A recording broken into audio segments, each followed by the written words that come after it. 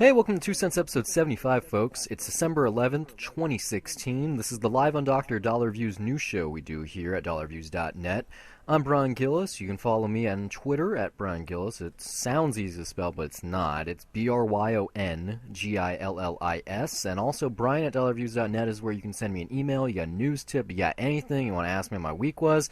I'd love any of it. No one ever sends us anything in our mailbox. If you did, we could read it right here. But I'm not alone. I'm here with Stephen Mominex. And I'm at S_MTX, and my email's Steve at dollarreviews.net. He also doesn't get email. You guys don't love us. We got a good amount of subscribers, but no one passes anything our way. Well, if you hear the sound of that squeaky chair right now, that's me getting up slightly just to double check, because I used to make that a habit where I would check every time before recording just to be sure. And lately I've been pretty lax on that, so that would be very embarrassing if there's something in there right now, and Probably more. I would feel really bad, so let's find out. It's less lax and more laxative because no one gives a shit. Probably. Things that people do give a shit about, though. Fast 8 is officially the Fate of the Furious. I'm really mad about the marketing because it's not the F8 like Fate, which is a joke. Yeah, I know. We've all wanted that. We made a fucking joke. I don't know if it was with you and Blake. I did make that joke. Yeah, I made that joke with Blake, and I definitely made it with you, but I got it from somebody else. I think other people have made that joke. I want to say I made it first with Tyler right before our 1 year anniversary episode because we were just. I made the joke way before that. I don't know. We definitely talked about it on air, and I was like, Fate has to be it. And sure I made enough, the joke before the Paul Walker death happened, like because I was joking about like different titles, like there was like I think Furious I wanted Furious 6 to be Fury 6. No. Yeah, that's bad. I know. It's like the titles are so cheesy after Fast 5 that you kind of just play with them as puns, and by the time that was one of the them, next Fate. one comes out, it's all going to be fine or F9. Don't quote that. That's how you end the trilogy there. It's all no, gonna there's be fine. there's F8, F9, and there's going to be F10 also. 10's the final one. Yeah. So this F8, Fate of the Furious, is going to be the first in the final trilogy. And based on the trailer, it looks that way.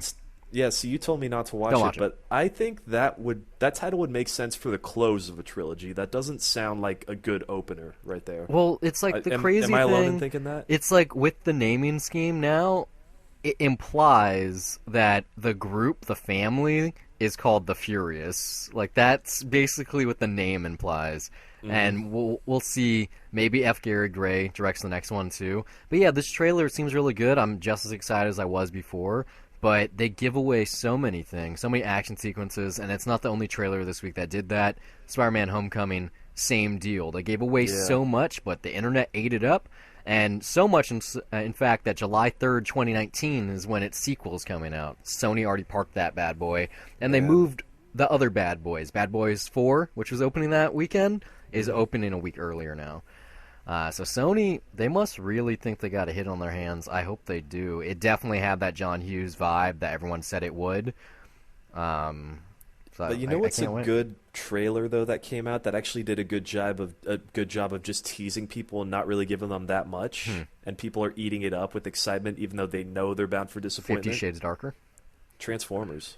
I don't think that's the case. I think everyone's excited. No. A lot of people are eating that up and they're just like, "Fuck, I'm in for so much disappointment." Because I'm not gonna lie, it's kind of a seductive trailer. Like it has a pretty cool tease in there, and yet.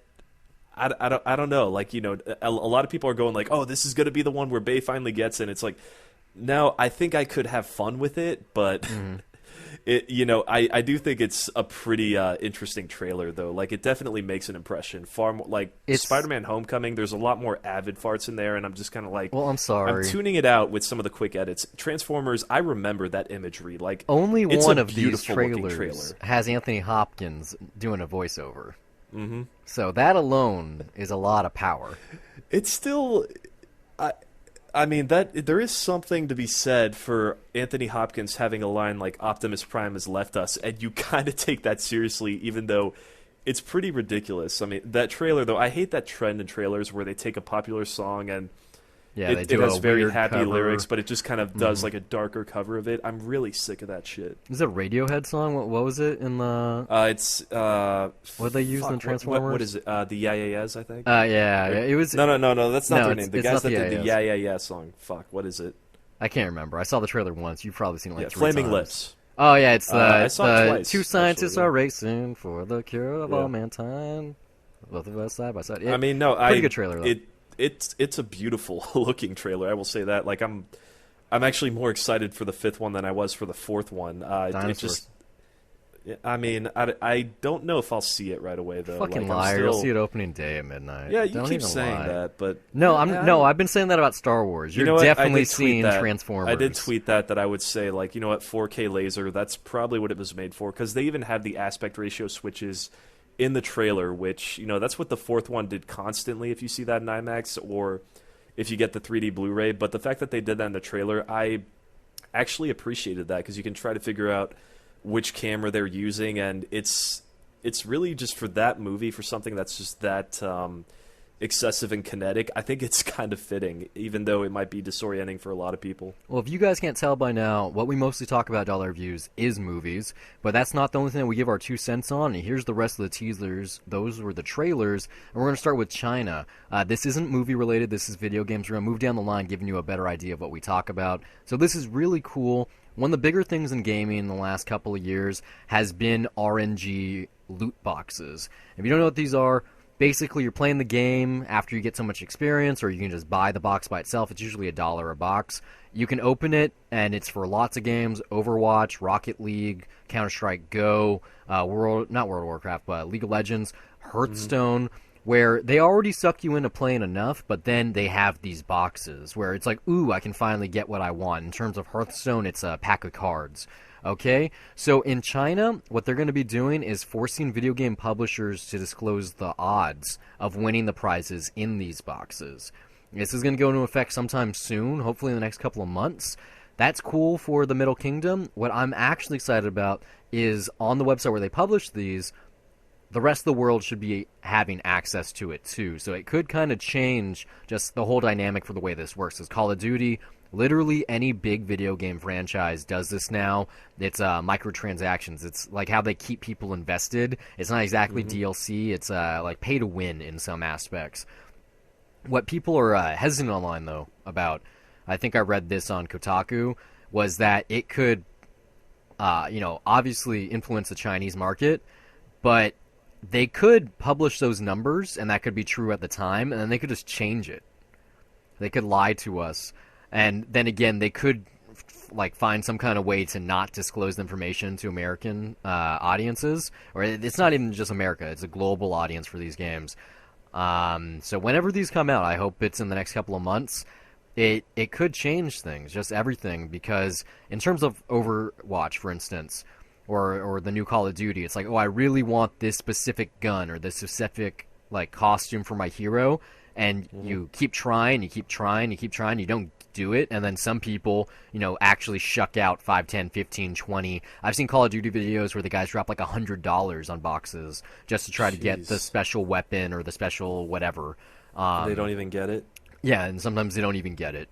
So it's a big time suck. It's a lot of money to be had, and this could change things, because it's the latest just money hole, and Chinese regulators, I guess, aren't happy about that, and China's not happy about a lot of things. This is a bigger video game thing. I'm sure you're going to have something to say about it. Pokemon Go, that game that no one really gives a fuck about anymore. Cause people still play it, though, actually. Yeah, people do, but, I mean, there's an actual Pokemon game out there now. It's been out for almost a month now. But Niantic, the people behind it, they're in the process of turning 10,000 Sprint stores and 7,800 Starbuckses into Pokemon Go gyms and stores. So that means there's going to be over 2,000 or almost 20,000 more locations for the Pokemon Go trainers out there to go in the wild.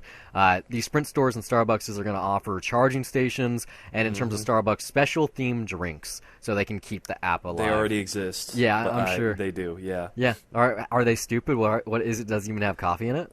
There's a Pokemon Frappuccino, which is just it's just a vanilla bean with raspberry and blended dried raspberries in there, or or blackberries. Sorry, yeah, and Sounds stupid. I don't know what it tastes like, but it's a purple drink that is supposed to look Pokemon-ish for some reason. I I don't don't know. know. That Yeah, sounds ridiculous.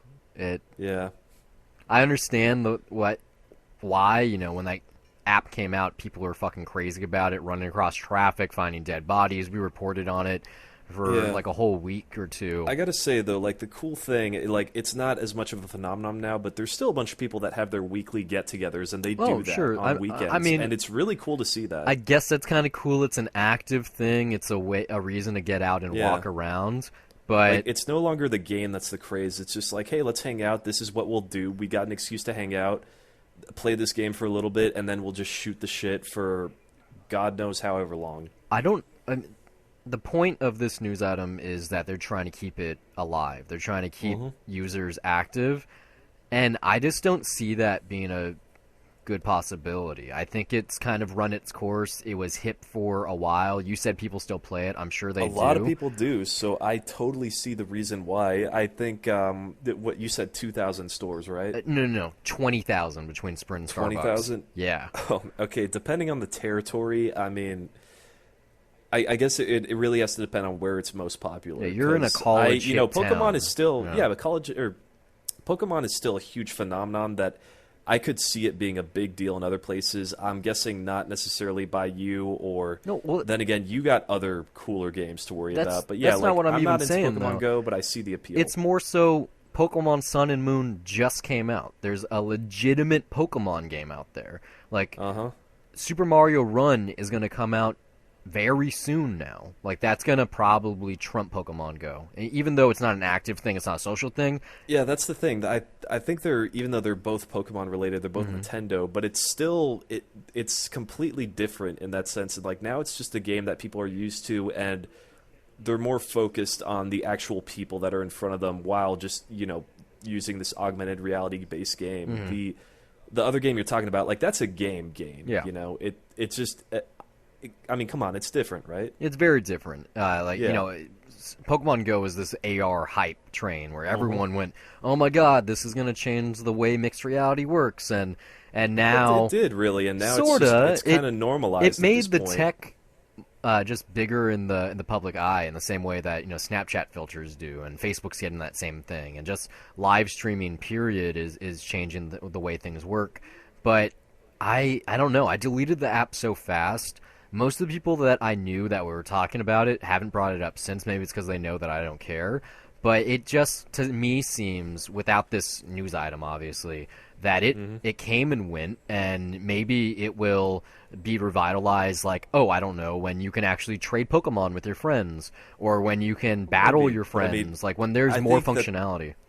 I think that the craze is over, and now you got the loyalists that are just sticking with it and doing their own thing with it. But I don't think it's not this big phenomenon anymore. Like, I don't know what next game it's going to be. It's probably, I don't know, is it extreme to say, like, the fans of it now, they're probably just as loyal as Call of Duty fans right now, that they'll buy the same shit every year. No, a big Call of Duty game just came out last month. Like, more Call of Duty copies were sold for Infinite Warfare in one day than there's probably I can't By say how that. much, though? Like, how much are they growing by, really? It's shrinking now, but this new Call of Duty is Yeah. good. Like, I don't play it as much as the Modern Warfare Remastered, but it's a great package, especially right now. Like if you go to GameStop or Target or wherever, you can get the Legacy Edition with both games for $60. It's supposed to be $80. You can get it for $60. You can get two games for the price of one. You get two stories. You get two multiplayers. You get one zombies. Like that's 5 different games in one package. It's like $10 a game. Like it's a really, really good deal.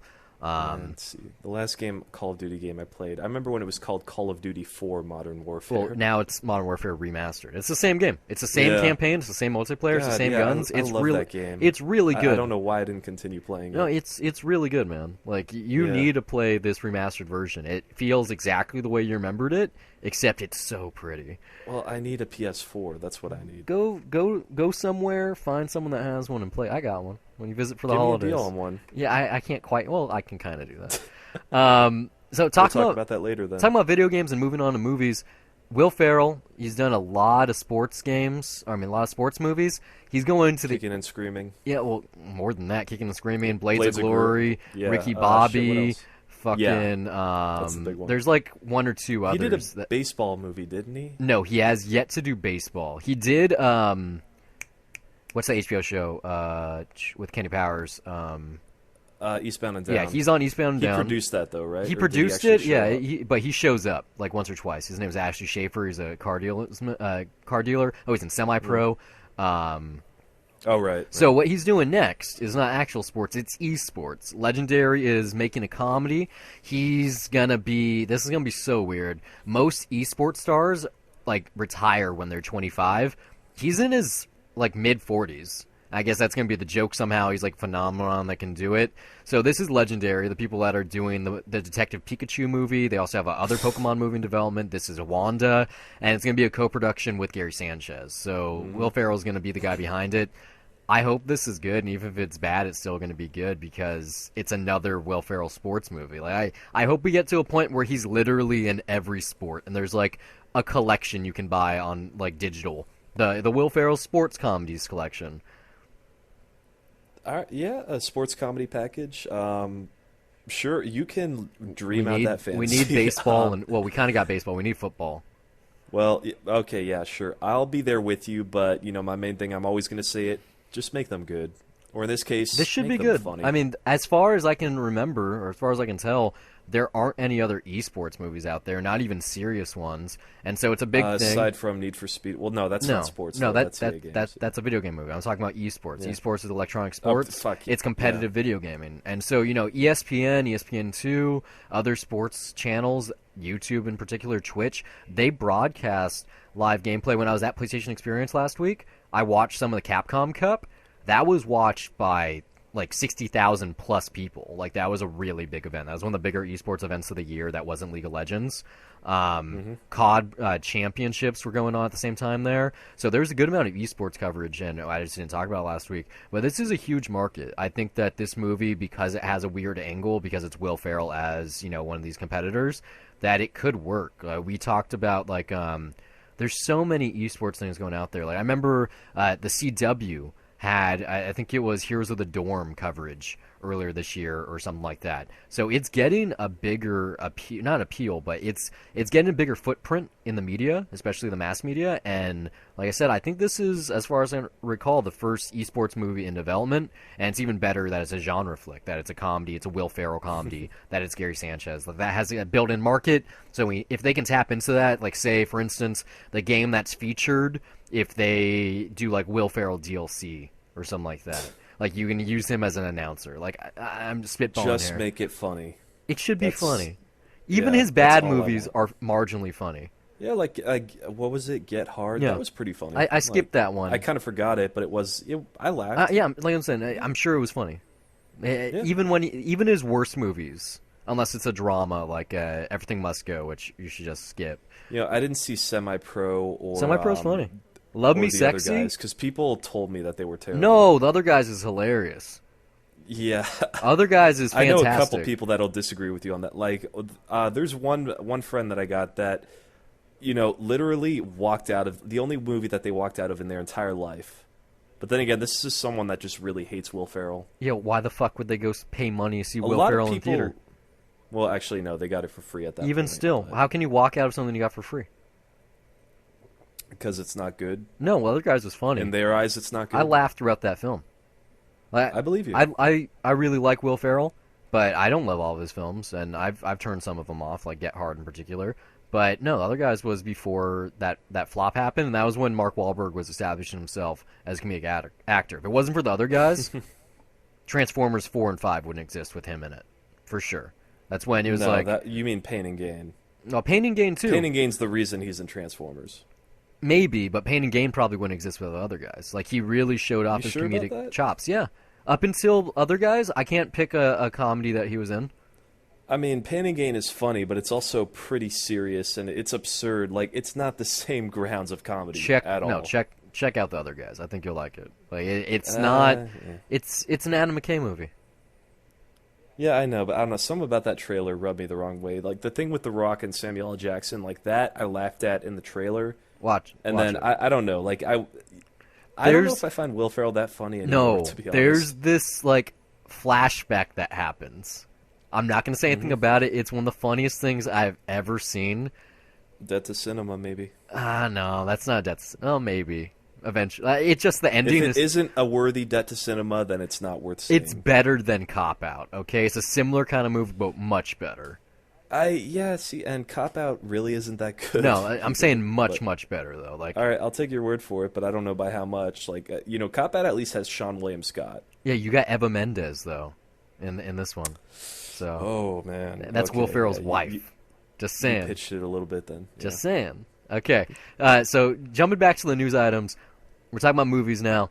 Paramount, they booted Bad Robot's Guard Particle from their calendar. It's really weird. It was supposed to be late February. Slash Film tweeted out this thing where it was like, it's really weird that we haven't got any marketing for it. And I was like, not really. 10 Cloverfield Lane, or 12 Cloverfield Lane, no, I got 10. Didn't get any marketing either until like a month before release. And it was like, oh yeah, look, it's a Cloverfield movie. That was the weird one. Super weird. Right after he tweeted that, like 2 days later, Paramount moved their calendar around. Now October has an untitled IMAX Cloverfield project coming out. Pretty sure this means God Particle has been cemented as the next Cloverfield film. Well, they already said it was. Well, this is like for sure now. Yeah. And now we just know that when it's coming. The question though is, how much bigger is this one than Cloverfield Lane? If it's for an October release date, it can't be that much bigger. Not even October, but because it's an IMAX movie. Yeah, but 10 Cloverfield Lane also was in IMAX. I mean, well, honestly, releasing something in IMAX doesn't necessarily mean it's going to be big in scale anymore. It just means that they're trying to build something up as an event. Like, there's so many movies released in IMAX now just constantly that they're not necessarily deserving of that big screen treatment, or at least I don't think it is. So really, that means nothing to me now when I hear that, because it's great that they got digital projectors out there and they're rolling out more 4K laser projectors around the country, but it's really overexposes a brand, and there's just so many undeserving things that are getting it. Fucking 50 Shades of Grey got an IMAX treatment, okay? Like, yeah, it's kind of for box office on a box office standpoint, yes, that is an event. I'm just saying, like, it doesn't mean that much to me anymore as far as making something big and epic. Sometimes it's justified, though, and this is something that Slash Film reported, and then the rest of the industry took note, and so it's a fact. It still could be small for an October. No, I don't mean date. that. I'm saying this. Yeah. The first 7 minutes of Dunkirk, the prologue, is going to be attached to in 70mm before Rogue One in select IMAX theaters this upcoming weekend. So that's really only like 14 places in the country. Yeah, it's like 15 in the country or something. It's like 30 in the world. Yeah. It's like the City Walk in L.A., up in the like closest San Mateo, one to me and is San 4 Francisco. hours away in Fort Worth, so it's not really worth it. I want to see Rogue One. I don't really want to see it. I definitely don't want to pay the IMAX ticket price. And it's like, what's the point of watching 7 minutes of a movie that I know I'm going to see in IMAX anyway? Like, like some people justify the Dark Knight Rises teaser in the same way. They're like, well, I wanted to see it. Like, I know it's going to look pretty. Okay, I've seen the regular teaser. Well, but the Dark Knight Rises one, that was attached to Mission Impossible. Yeah. And what was fucking crazy about that was that prologue was amazing. And then you have that scene where he's climbing the Burj, and that fucking topped it. So it was like, you didn't get your IMAX fix yet. So that was insane. For a Mission Impossible movie to be like, hey, fuck you, Nolan, we're going to make the greatest IMAX scene of all time. Here you go. Like, that was a night that I will not forget. I want to see, like, I know I'm going to see Dunkirk in 70 in the same way that I saw Interstellar and The Dark Knight Rises, for that matter, before the bridge fell down. Like, I know I'll see Dunkirk in 70. I don't know if it'll be IMAX, because I don't know if they're going to have it in 70mm IMAX here, but I know there's places that have 70mm projectors where they'll definitely get that. I'm sure they're going to do the exact same thing they did with Interstellar, and then also... like, they got 70mm just standard rooms to yeah, play they did that it for The Hateful Eight, too, though. It's just, here's a special event. We're going to do it at theaters that normally don't do it. We'll ship out a projector. I think that might be easier, because, fuck, I don't know if... like most IMAXs, I don't know if they have film projectors anymore. They got rid of a shit ton after Interstellar. I mean, there's only 14 in the country that have Rogue One this year. There was the same amount for Batman and Superman and for the last Star Wars movie last year. So kind of a shame, really, because I love 4K laser, but I still think 70 millimeter looks better, I mean, honestly. have you seen that YouTube video of someone compiling the Dark Knight Rises footage into one reel? If you haven't, hunt it Oh, down. yeah, a while, but no. Like Oh man, I've I seen would those hate to IMAX be that platters in guy. person. Like I've threaded one of those projectors myself. I tried to rather. That's a more accurate way of putting it. And then I stopped and I let the other person to do Yeah. it. But yeah, like for some like The Dark Knight Rises, or hell, for even Interstellar, like Watchmen was a big enough task. Like at that point, at the time, that was the longest IMAX movie that came out, to the point where they really shortened the credits and they did quick slides. Like But yeah, like that, it couldn't even contain the platter. So, like just that alone, that I really can't even imagine. Like for just I don't know, even Batman versus Superman had a long run time. Fuck, like I just that thing is a nightmare. I'm pretty sure they maybe expanded the platters since then. I want to think, but yeah, for Dark Knight Rises, yeah, that shows you how much of a pain in the ass that is. we're talking about film a lot right now, and with that, we got to mention the coolest thing that came out this week. Where'd it go? Is it missing from my notes? Whatever. Good thing I remember it. Kodak just launched a website called Real Film. Oh, I got it right here. Realfilm.kodak.com. It's a web page. There's also an app out there. Super cool. The point of it is Kodak, they got in the business by making film cameras, the Brownie, lots of cameras along the way, film stock. They're trying to stay in by bringing that to the public eye. Go on the website, type in your zip code, shows you all the movies that are playing on film in your area, and then better yet, the ones that were shot on film, even if they're not playing that way. So for someone like me, it's like, okay, I already knew the New Bev and the Arrow and you know the ArcLight Hollywood that they already showed film, Yeah. but this is all compiled for you. You don't have to go to those respective websites, check the calendar, find out when something's showing. Super easy. Real Film. This includes new releases, though. Yeah. So Because I would love that. Because I like. now you got it. Real, Yeah, I mean, as in like a I film. don't think that they get them shipped out here. it's real I film. doubt it really, but because I've only seen one new release on 35 here, R because it was shipped out specifically that way. REEL film.kodak.com. The website's pretty All right. easy. It's pretty nice looking. I hope this app is already out. Final teaser here. Like I said, this and it's coming full circle back to Transformers. Rumor is, you know, IMAX is working on these VR headsets that they're going to have these special kiosks in malls and at their movie theaters. Michael Bay, in an interview, recently said that he's working on a VR experience for Transformers. Rumor has it that this might be the first IMAX theater VR experience. Okay, that bullshit I said about maybe not seeing You're it, seeing it. I'll be there. Yeah. Yeah. So he if said, they have it at a museum, but He because said- it's a 4K laser place, I'm sure they'll have it. this guy, the director, the Baywatch, Yeah? he said it's going to be 9 minutes long. It's shot on a special rig that doesn't require any stitching, and it's going to be handled by ILM X Lab using the film's digital assets. So this is going to look way better than what the HTC Vive can push out. This is a specialized headset made by IMAX using a special rig. I might have to go see this film in IMAX with if they have like a special like watch in IMAX 3D, get the VR experience for free type of thing, because there's still not a price point on this. I would guess for this one, since it's 9 minutes, it might be like $10. So you have your $15 ticket if you're lucky, if it's that cheap, plus your $10 Well, you should experience. come here for that. That way we can hang out for the first time in forever. Yeah, really. I'll fly out to Texas to see You're gonna have to to one of see these days. Transformers in IMAX. Maybe No, just to hang out, but that could be the occasion. But you're gonna have. To I have one of these so days. many sick hours because I never take work off. I get a letter in the mail like every week or two where it's like, you have X number of 6 hours now. If you don't take them, they're gonna disappear. And it's like, okay. Well, it's gonna have to happen. I mean, you know, fun fact. But since we've started recording this show, you and I, not this one, but just all our reviews in general, we've met in person probably like twice. I think 3 since times. college. Because we There's did. only 2 I can remember. There was Jurassic Jurassic World when World we at did Hamid's that, place. and then we saw the walk, and that was it. Wasn't there another one? Those are the only 2 I remember. Yeah, maybe it's just those two.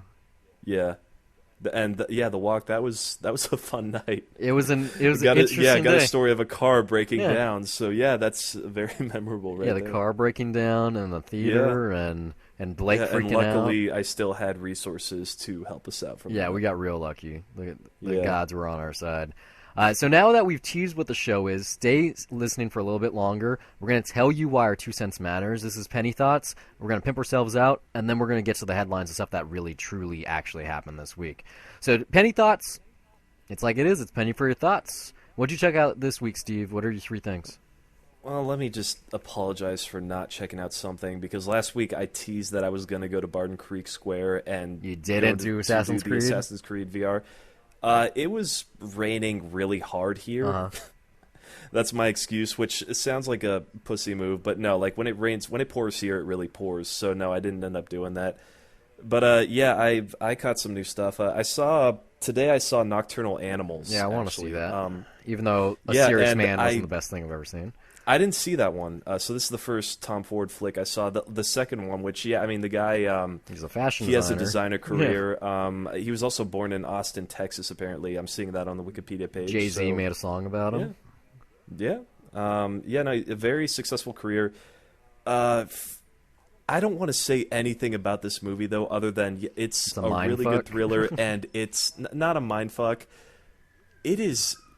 It's supposed to be gorgeous. It's very uncomfortable to sit through, though. But, you know, I guess, let me put it this way. If you just got out of an awful relationship, then, you know what? This might be a decent cure for that, as far as just making you feel better. So you're saying is I should have saw this 2.5 weeks ago? Maybe you should see it now. I don't know. Maybe this will help you move on. Maybe. But yeah, no, I think it could, if it's not going to be in my top 10, it's definitely going to be an honorable mention. It's something I'm not going to forget. And I really don't want to say why. Like, if we did a Dollar Reviews episode on this, I think we would just be very, very quiet about it, and we would just jump straight to the few dollars more episode, because there's a lot to say. Like, regardless of what you think about this movie, you're going to have an opinion of it. So I think really just that has value in and of itself. Like, because I've not discussed this with anyone, but I can totally see this being really divisive and just pissing some people off. But like, really, I don't think anyone's going to be bored by this, and they will at least have something to say, good or bad. And yeah, it's not something I'm going to forget. And another thing I'm not going to forget, Paul Verhoeven, man, namesake of this show. I saw The Fourth Man. Oh. On 35 at a screening. You told me last week, yeah, you were going to see that. I told you about it, and this is his last movie that he made before leaving Holland and coming here to do RoboCop. No, he made Blood and fuck, what is it? Fuck you. It's the Rutger Hauer film. It's his first English production. Oh, yeah. That was like yeah. It was right before but this RoboCop. is the last one he did before leaving Holland. Yeah. And again, something I don't want to talk too much about, because you really have to discover it for yourself and see where it goes. You know, I'll see it eventually. Yeah. This should be a Debt to Cinema one day. Like, the day that you're interested, or the day where I'm just like, I want to watch this again and talk to you about it, that could happen. Well, I'm interested in his filmography. I truly, I love everything that I've seen of his, even the stuff that's not good, such as like Hollow Man, and I legitimately want to see everything he's made. In particular, L, which everyone is saying is good this year. I'm going to see that too. I've seen Twitter saying it's like Showgirls with subtitles. Tricked, which is on...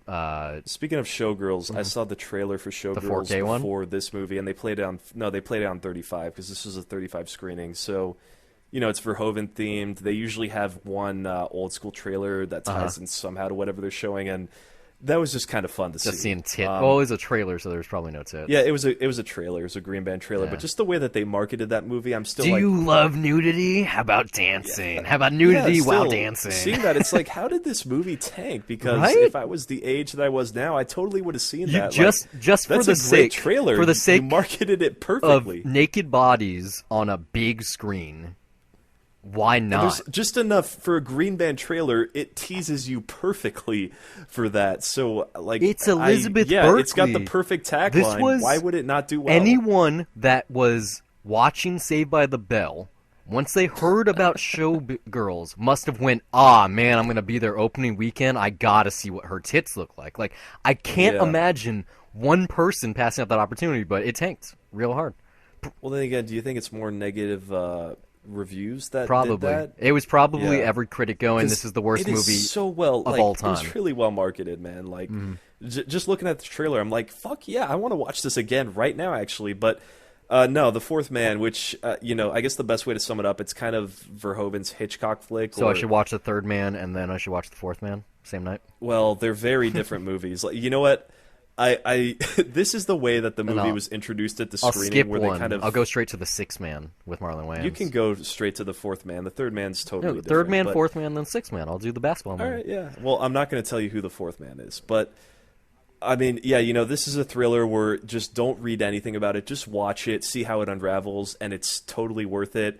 If you are just getting out of a serious relationship and you need that's gonna something be to kind of vent that frustration, don't jump into this one right away. I was gonna say, is Just that don't. gonna be all your recommendations? Hey, Brian, I know you broke up That's with my someone. new rating. Yeah, I know you broke up yeah. with someone. Here's watch this one. No, don't watch this one.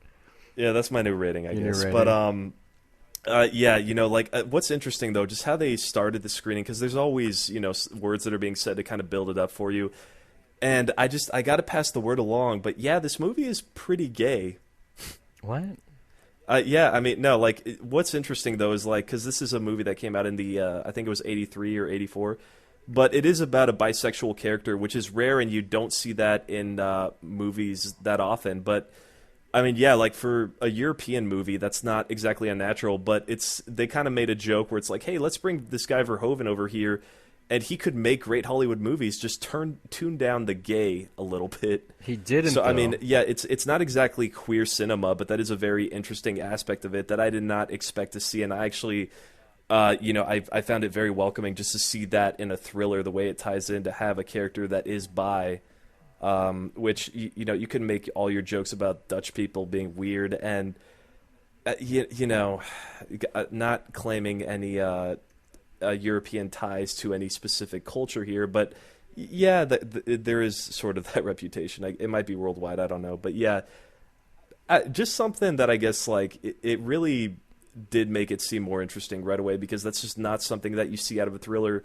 Specifically, some that's kind of a Hitchcockian thriller in a way. Really has that if you think slow burn vibe. If you think that's the case, you should definitely check out Stranger by the Lake. It was on my best of the year 2 years ago now, last year.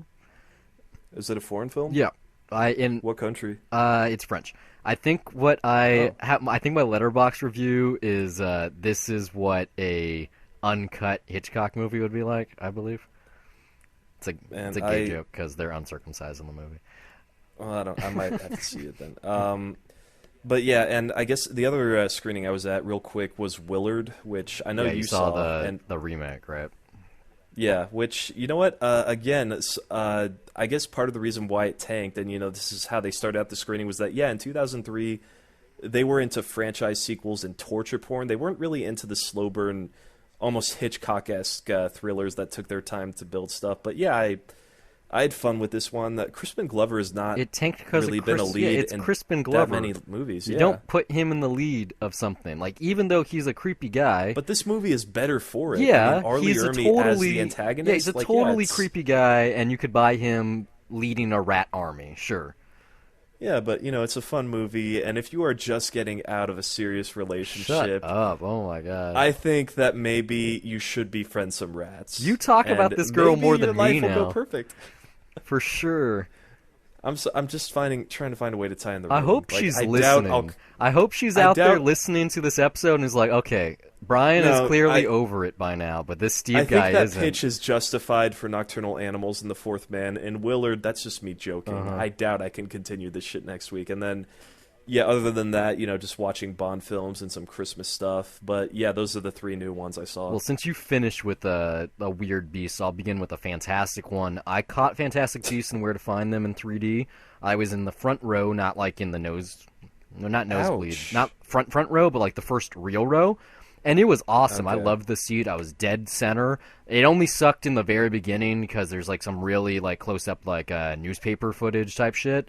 But other than that, 3D was great. CG is awesome. There was no problem with the darkness, Nope. because that's the big that's the biggest complaint I've heard for 3D for that It movie was from it almost was everybody. fun. Like my eyes only hurt, like I said, because like the really close up stuff. For instance, the newspaper. I was like, oh, okay, this is giving me a headache. Was it at the Cinemark theater that you like With the to reclining frequent? seats. Yep. Man, you got to have really good projection there It then, they just because you they fixed the theater. They made it really nice over the last year or so. nice. It's my favorite one to go to. In between the seats, it's reserved seating. Haven't run into any weird kids there or anything. Parking's not a problem. You get validated parking in a structure. It's really close to my house, and they have really great prices. So I had a free ticket, which I got for working an event. I got the ticket right here. You can hear it. And I went on Tuesday, which is like their cheapo day, so I got it for free.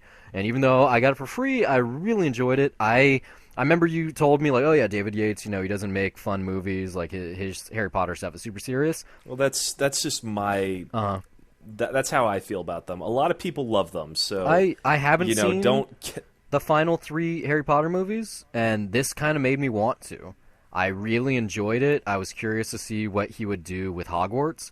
Because this might not be a Harry Potter movie, but it's still the same world. It's written by J.K. Rowling. May as well finish them. It really does stand on its own. Like it's interesting having a fish out of water tale. Well, it's a dual story, a fish out of water, and how they're like coupled together to work with one another. But just being in America and seeing what American wizards are like and how the language works. But then it kind of falls on its ass in a couple of things, especially towards the end when it goes into, oh yeah, that's right, this is one of 6, we got to make a franchise. Once that becomes very apparent, the movie's like, but Ezra Miller, he's pretty good. You got Eddie Redmayne still doing a good job. I can't remember the love interest right now. Not the main one, but the other one. Oh my god, she's this mind reader. So gorgeous. You can't take your eyes off of her. Her romance is awesome. But really good time. I'm sure anyone that loves Harry Potter has already seen it. I talked to a good amount of people about it. They all liked it too. I'm probably not going to go see the sequel in theaters because I wouldn't pay to. I didn't pay for this one. But still, it's a fun time. Yeah, it's a fun time. Harmless. Yeah, harmless I got one entertainment. question though. And I'm not going to ask you to say what it is because I do know who Johnny Depp is. Yeah. But yeah, That's I know who franchise he mode. is or what he's supposed to be. But good, No, promising. he's franchise mode. Literally, it's a cameo. They go, I mean, here's yeah, the but I whole mean his movie. presence. Does it give you No. for what it's supposed I didn't to give be? a shit. No. Because I like the idea of that casting with what they're planning on doing, and I want it to be. It's a I cool want that to be idea good, on but yeah. paper, and if I didn't do this show and I didn't know these kind of things, then maybe I would have been surprised and like, ooh, I can't wait to see the next one because of Johnny Depp. But I did know. The whole time I was like, oh, where's Johnny Depp? Where's Johnny Depp? Where's Johnny Depp? And then when I got him, I was like, oh, that's such a fucking cop-out. That's so But for lame. who he's supposed to play, though, like that doesn't give you any promising for that. Maybe. Just It's- seeing him play it's that just- character, because that's what I thought was cool. One of the big criticisms of the film, and it's totally accurate, is that it's not really a story. Like, it's a story, but the characters don't develop. Like, Newt Scamander, or whatever his name is, Is it fair to say that's kind of like Force Awakens in that sense? a little, but Because I can accept that. less so, because that had so much to build upon. It's, a sequel, it's a legacy, it's a big franchise. This is a big When franchise, it's really too. building up a conflict. Yeah, whereas this is just Yeah. kind of, here's this borderline autistic guy who loves animals. You already kind of know who he is if you love Harry Potter because he wrote the Fantastic Beasts and Where to Find Them book. And here's the people that he ran into when he was in New York, and now he's leaving the country. Like, it's a fun time. If you love Harry Potter, you're going to like it. I really enjoyed it. It's great for the family. I laughed a lot. I got emotional in a couple of moments. There's like a group kind of character. But if you don't care for Harry Potter, not even the slightest, you can pass it. But no, I wouldn't buy it for $1, but yeah, check it out. Like, it was a good time. A great, like, bargain theater ticket. $3, can't beat it. Or an airplane movie. Yeah, airplane movie. Great for an airplane. Yeah. Yeah. In 3D. In 3D. They should. Why didn't they ever do that? Why didn't they ever do 3D airplane movies? That would never happen with turbulence. Or you? I mean, well, that's one of the the little things. That's a minor thing. No. But they could have made that happen. No, have you? When was the last time you've been on a plane? Like those seats are the screens are pretty small. Like my laptop is a bigger screen than those screens that Yeah. you get in front of the seats. Well, fix that. Put the screens bigger, and then give you glasses. That'd be cool. No, that wouldn't be cool. Like, I mean, Like when I first to started get flying, ideal 3D, okay, the lights have to be at a certain setting, and you don't want any disruptions really. And like, you got the perfect center seat, but when I first started flying, on Southwest, they didn't even have the seats on the back of the chairs, okay? It was like you're flying on a Greyhound bus. There was a Yeah. screen somewhere in the cabin. Southwest doesn't have screens right now. Yeah, they probably don't have them at all anymore, but it was Yeah. just, here's a screen somewhere, look at it. You had the headphones. It was good enough that you could hear what was going on. So, Oh yeah, that's what planes were like when I was a kid, yeah. just flying back and forth from Europe and the United States for vacations. Like, you just watched whatever they showed you, and when you're a kid, it's like, well, fuck it, why not? Like, my parents couldn't shield me from some R-rated movie or anything, so it was pretty cool that way. But it's like that's how I yeah, saw Wallace and Gromit, like Meet the Were-Rabbit or whatever. they showed it to me like was that. on The a plane, first time man. I saw Wallace and Gromit was on British Airways like that. Yeah, I was flying Southwest of Chicago. I was like, this is a good movie. I like it. And then they showed Robert Rodriguez's shorts, which even on an airplane isn't good. Oh man, See, that was like years. That was like 7 years ago for more you. than that. No, this is like a decade Yeah, ago. no. So like, yeah, I'm talking about like the '90s flying on No, planes. yeah, it's not that far ago. I Yeah. did fly a different kind of plane this week, though. We were talking about VR earlier. I did the Star Wars Battlefront X-Wing VR Rogue One, whatever the fuck they want to call it, mission. Pretty okay. I like what it is. I like the concept. First off, if you have PlayStation Virtual Reality, a PS4, and Star Wars Battlefront, you can do this for free. So that's how I took advantage of it. I just rented a copy essentially. And even if you don't want to do that, you want to buy the game, you get it for $10 now. You can get it for probably even $5 if you're real frugal. So what did suck is that I had to download 22 gigs of data, just like system updates and file shit, just so I could do it. But it wasn't bad. I got a little VR sick just because if I had an actual like joystick in my hands and I was flying that way, I wouldn't have. But I had a controller and I was using an analog stick, so the immersion was broken in that sense. But pretty cool. I mean, just being in an X-wing, you have like your Red Squadron and you're doing the mission, and then better yet, it's a total publicity gag for Rogue One. I can tell at some point in the movie, K2SO or whatever his name is going to be on this, this ship trying to do this thing, and this group of X-Wings is going to come help them out, and I'm going to go, oh yeah, I was one of those. That was me. Cool. Not bad, though, especially for free. It's about 15 minutes long, 20 if you're really fucking around. But it's a dogfight thing. It's like, oh, shoot the TIE fighters. Exactly what I thought it was. Just wish that I wasn't a little nauseous. Wait. That's really disappointing to hear, honestly. Like, just because, I mean, I heard the idea, and it's like, that has to be nothing but great. Like, if you can sell me on VR right away, the first thing I would want to try, Assassin's Creed is, like, right down the road, but that's what I would want to do right now. See, when they announced it, I got excited because I thought it was the trench fight from the Death Star. That's what I imagined. No, they said it was a Rogue One attachment to begin I knew with, that, though, but right? I was still imagining Death Star. I want to shoot that shot. I want to be in the trenches, and that's not it. One day you'll get it. Oh, sure, soon enough. Instead, I was just in space, like flying around, which was kind of nauseating. Force, Brian. But you can test this out. Like when you're in town, I'll gladly pick up a copy again. I got it installed still. You just gotta put the headset on you, and you can pretend to be Luke Skywalker for 15 minutes. You know what? If you are not doing anything Christmas morning, then Wait, I don't. Unless you're waking up at like 3 in the Maybe afternoon. I work until like 9 p.m. Christmas Eve, so I don't know. It's not bad. too bad, but it's fucking Christmas Eve. It's the first day of Hanukkah, to be more precise. I thought it was on the 26th this year. Or, I don't that's know. Boxing Day. Yeah. Something else I did though. It's a video game, not really. It's a VR experience, more like it. Final Fantasy 15. My week has been kind of consumed with that. Not just the game. I picked that up the day after it came out. I got it pre-owned. I got it real cheap. I didn't really start playing it. I'm 12 hours in now. I've been sucking a lot of time. I'll put it on. I'll play for like 2-3 hours at a time. I'm way farther experienced than I should be. I'm like level 16, and the story mission's like, oh, level 7. I'm like, oops, sorry. Doing all the side quests, having lots of fun, just exploring things. If you don't know anything about this, Film Critic Hulk, among other people, I've called it like Magic Mike XXL, the video game. You're a prince. How? Let me tell you. You're a prince. Yeah. And I'm sorry, I have to address how that seems weird off the bat. you're a prince, and your entourage jumps in their car, and you're going on a road trip to go meet your bride to be. So a group, That's not what Magic Mike is well, at all. not But like the stripper thing, but it's just a group of really good-looking dudes driving around. Some of them mostly shirtless, having fun along the way. Like your car breaks down and you have to go to a gas station. I was walking through the convenience store. I was like, "Is this where I start doing like a strip tease to Backstreet Boys?" Like I had moments like that. I can't really say how good the game is yet because, like I said, I played for 12 hours, which should be enough. But I haven't done the story missions. I've been doing the side quest, which is very peculiar for me. I usually like, oh, let me play the game. that's a sign of how good one element is of it, at least. Yeah. Like I've had a good time just exploring. Like I already knew so much going in. I haven't seen so much still.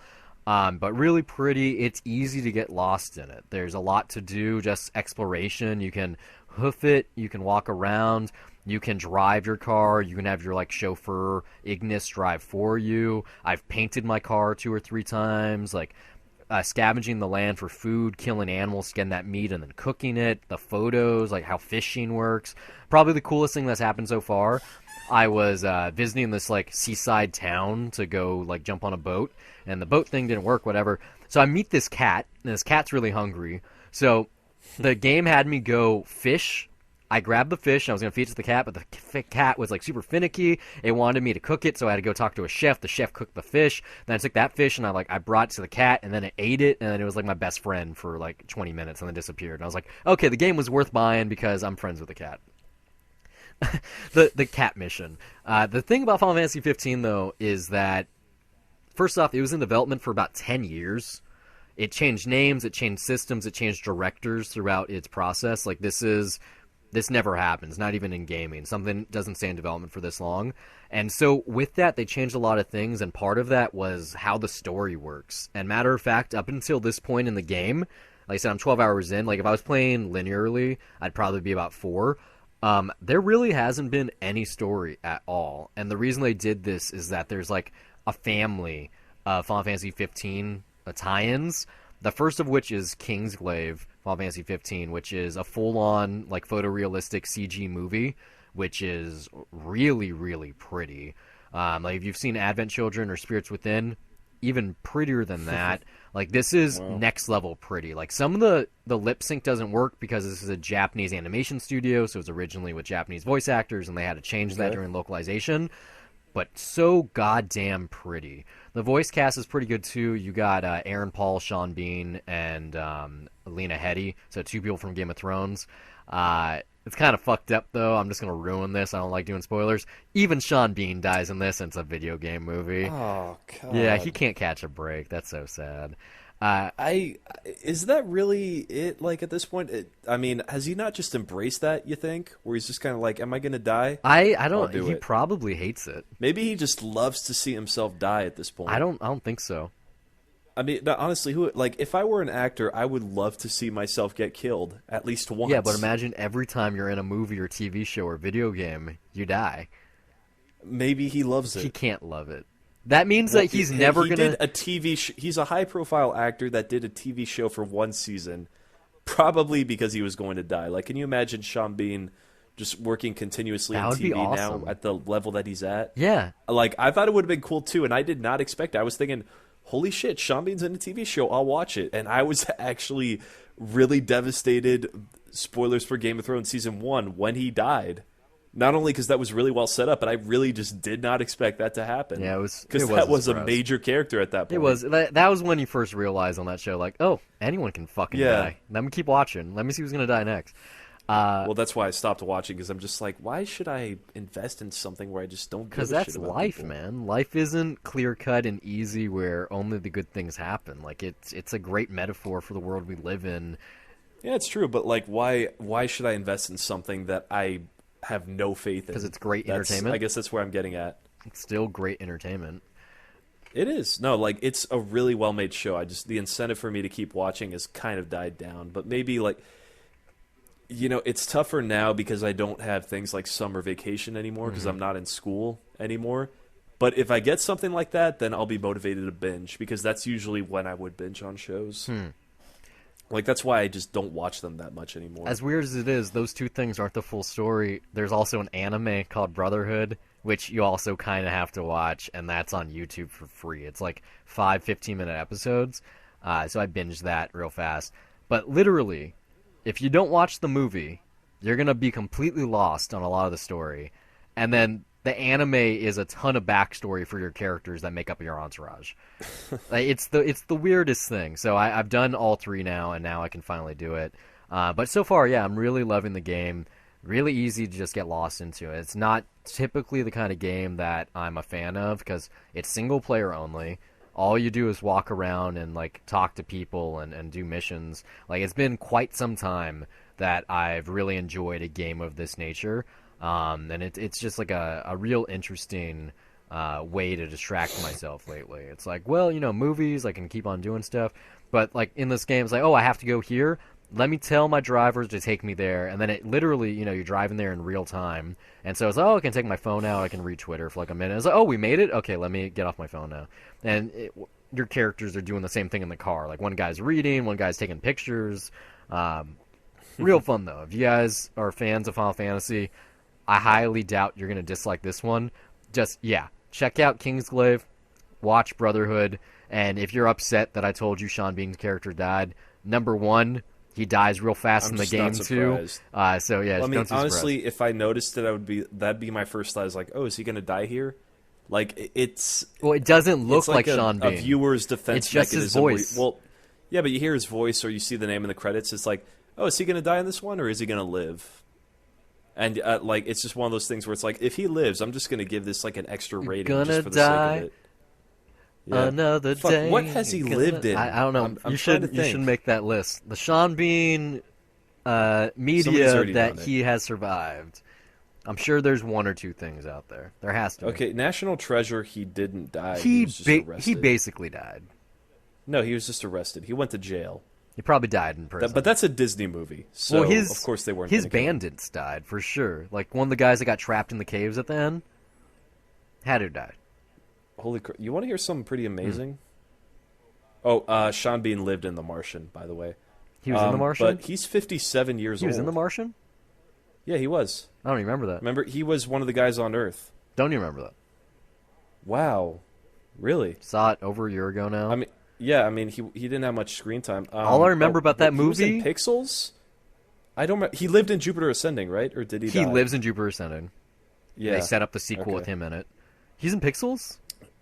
Yeah, he is. I don't fucking remember who he was. That came out just as long ago as Martian did. Don't give me shit if you don't remember anything about that. We got an episode Yeah, on but Pixels. the difference is that The Martian is a good movie. Pixels, I am blocking it out of my mind and just remembering not necessarily the good moments of it, but remembering the good things I had to say I about remember it, Sean Bean now. He worked. He was like a Green Beret for the military. Yeah, he was some colonel. Yeah, that's what it is on IMDb. Yeah. Hitcher remake. I'm guessing he died in that. Might be the. And then the farther down. No, you he go, did. Wait, no, he didn't die in Troy. No, I'm pretty sure he dies in Troy. No, I'm pretty sure because he's the guy that comes up with the Trojan horse idea. He's the guy that. Oh lives. yeah, no, that's Odysseus. Yeah. If they should have, Wolfgang Peterson should have made his Odyssey movie. Just for the sake of it. Yeah, no, but he lived. Yeah, he was Did he die in Equilibrium? Yeah, I'm going down the filmography, so please stop. Yeah, just stop now because we don't want to ruin all these movies for people. You can listen to us talk about movies all the time, though. We don't just do 2 cents where we talk about the news and new things that are coming out. We also review things that are old or things that are recent. First show, our biggest one, Death to Cinema, every Wednesday, is our semi-topical List of Shame show. We cover lots of stuff. This upcoming Wednesday, we're going to have Black Christmas, the original, not the remake, but I'm probably going to watch the remake also. And we're going to have Brendan from Scream 101 podcast on that. He does only horror stuff, so it's going to be funny to have him do an episode for horror, not in the month of October. Some other stuff that's themed for the holiday, though. We have a Star Wars Holiday Special, Bad Santa, Gremlins, lots of Xmas stuff. We're going to have more coming in the coming weeks. Some other stuff that we've done recently, though, Terms of Endearment last week, Dick Tracy, and also Bulworth, both of those by Warren Beatty, who has a film out now. Bulworth wasn't recent. No, that I'm was just saying, I said ago. both of those are Warren Beatty. I know. You love pimping out that one. It's a good movie that no one's seen.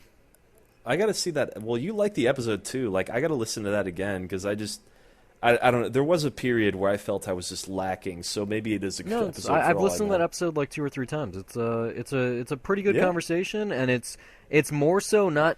because I feel like I kept repeating the same point over and over again on that It's episode. not Really. good because we're talking about the movie. It's good because when the conversation happened, like the kind of content that we bring up, the topics, like this is when Bernie Sanders was still like in the forerunning for the Yeah. president, and so we're talking about that, and we're like, he's kind of Bulworth, and we're like, well, Donald Trump's kind of Bulworth too, and all that kind of stuff comes up, and then just how weird it is that it's a movie where Warren Beatty is rapping half his dialogue. Among other things, you got like Halle Berry in a really good role. I still, man, that movie should get the Criterion treatment, regardless of what I think of it. Like, for me, it really was a too soon, like, or just too close to where we are right now in several ways. Which historically, I guess it always has been. But as far as what the media sensationalized and just what was too much, it's like watching a 9/11 movie, like a year after 9/11. That's what it There's felt such like. great quotes in that movie. At one point, he says like, "What we have to do is just keep fucking till everyone's the same color, and then there's not going to be racism anymore." I was like, Well, the yeah. browning of America is inevitable because mixed race marriages are just bound to happen. Like there's no fun. But I don't know. I would watch it again, but part of me still feels like it's a one joke thing with the raps. I watched I no, don't I know, watched it because twice. it was pretty excessive, man. I Like, watched the first half, and then 2 days later, I watched the whole thing. Like I watched it 1.5 times just so the raps would still be good, and they were. They were better the second time around. Yeah, see, I don't know. For my taste, I'm not so sure because it was like that's the one thing that he had to go by. Like he didn't go, it didn't up the ante. It was just like that was the one gimmick, that he just raps the whole Well, time. whatever. It's a semi-topical list of shame show. They're clever. You should have done a rap for that one instead of Ricky O. I started off the episode with a rap. You had a bad memory. And you you started give me a laughing, song- and I yeah. lost my flow. Like it ended just like that. So yeah, Oh, Death Cinema's shit, every my Wednesday. bad. That can be a new release. It's just something that it's our list of shame, like I said.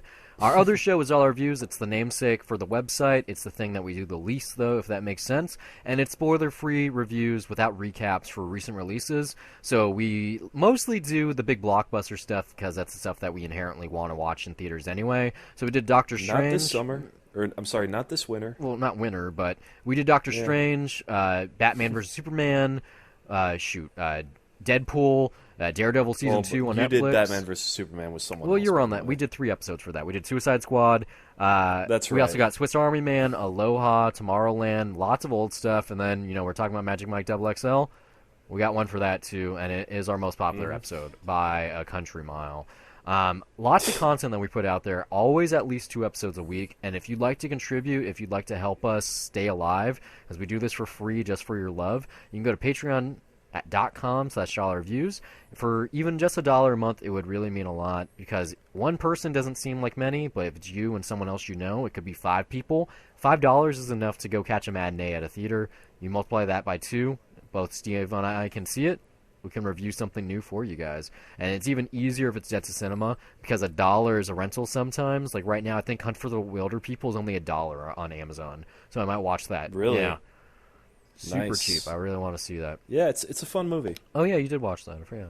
I did see that. Yeah. So this is 30 minutes later than it usually is, but whatever. These are the headlines. This is where the news actually starts, and we're going to start off with basically a joke that's real. A decade after Al Gore changed the world with his documentary, a sequel is coming along. Follow up to An Inconvenient Truth, and it's going to premiere at Sundance in January. Guys, you know why a sequel is happening, right? No. Because we haven't done shit. We got way more electric cars now. Tesla wasn't a thing when that first one came out. Yeah, that doesn't mean anything. If the sequel's happening, it means that we haven't done shit, and we need this message No, if beaten the into sequel's our heads happening again. is the producer really wants to try to win another Oscar. That's what it is. Like, has there ever been a sequel to a documentary that's been successful? I'm sorry. I guess they want best original song Again, really right? bad for Let's some try it reason. again, Yeah. guys. We can get 2 more Oscars. Yeah, no. Fuck. I can't.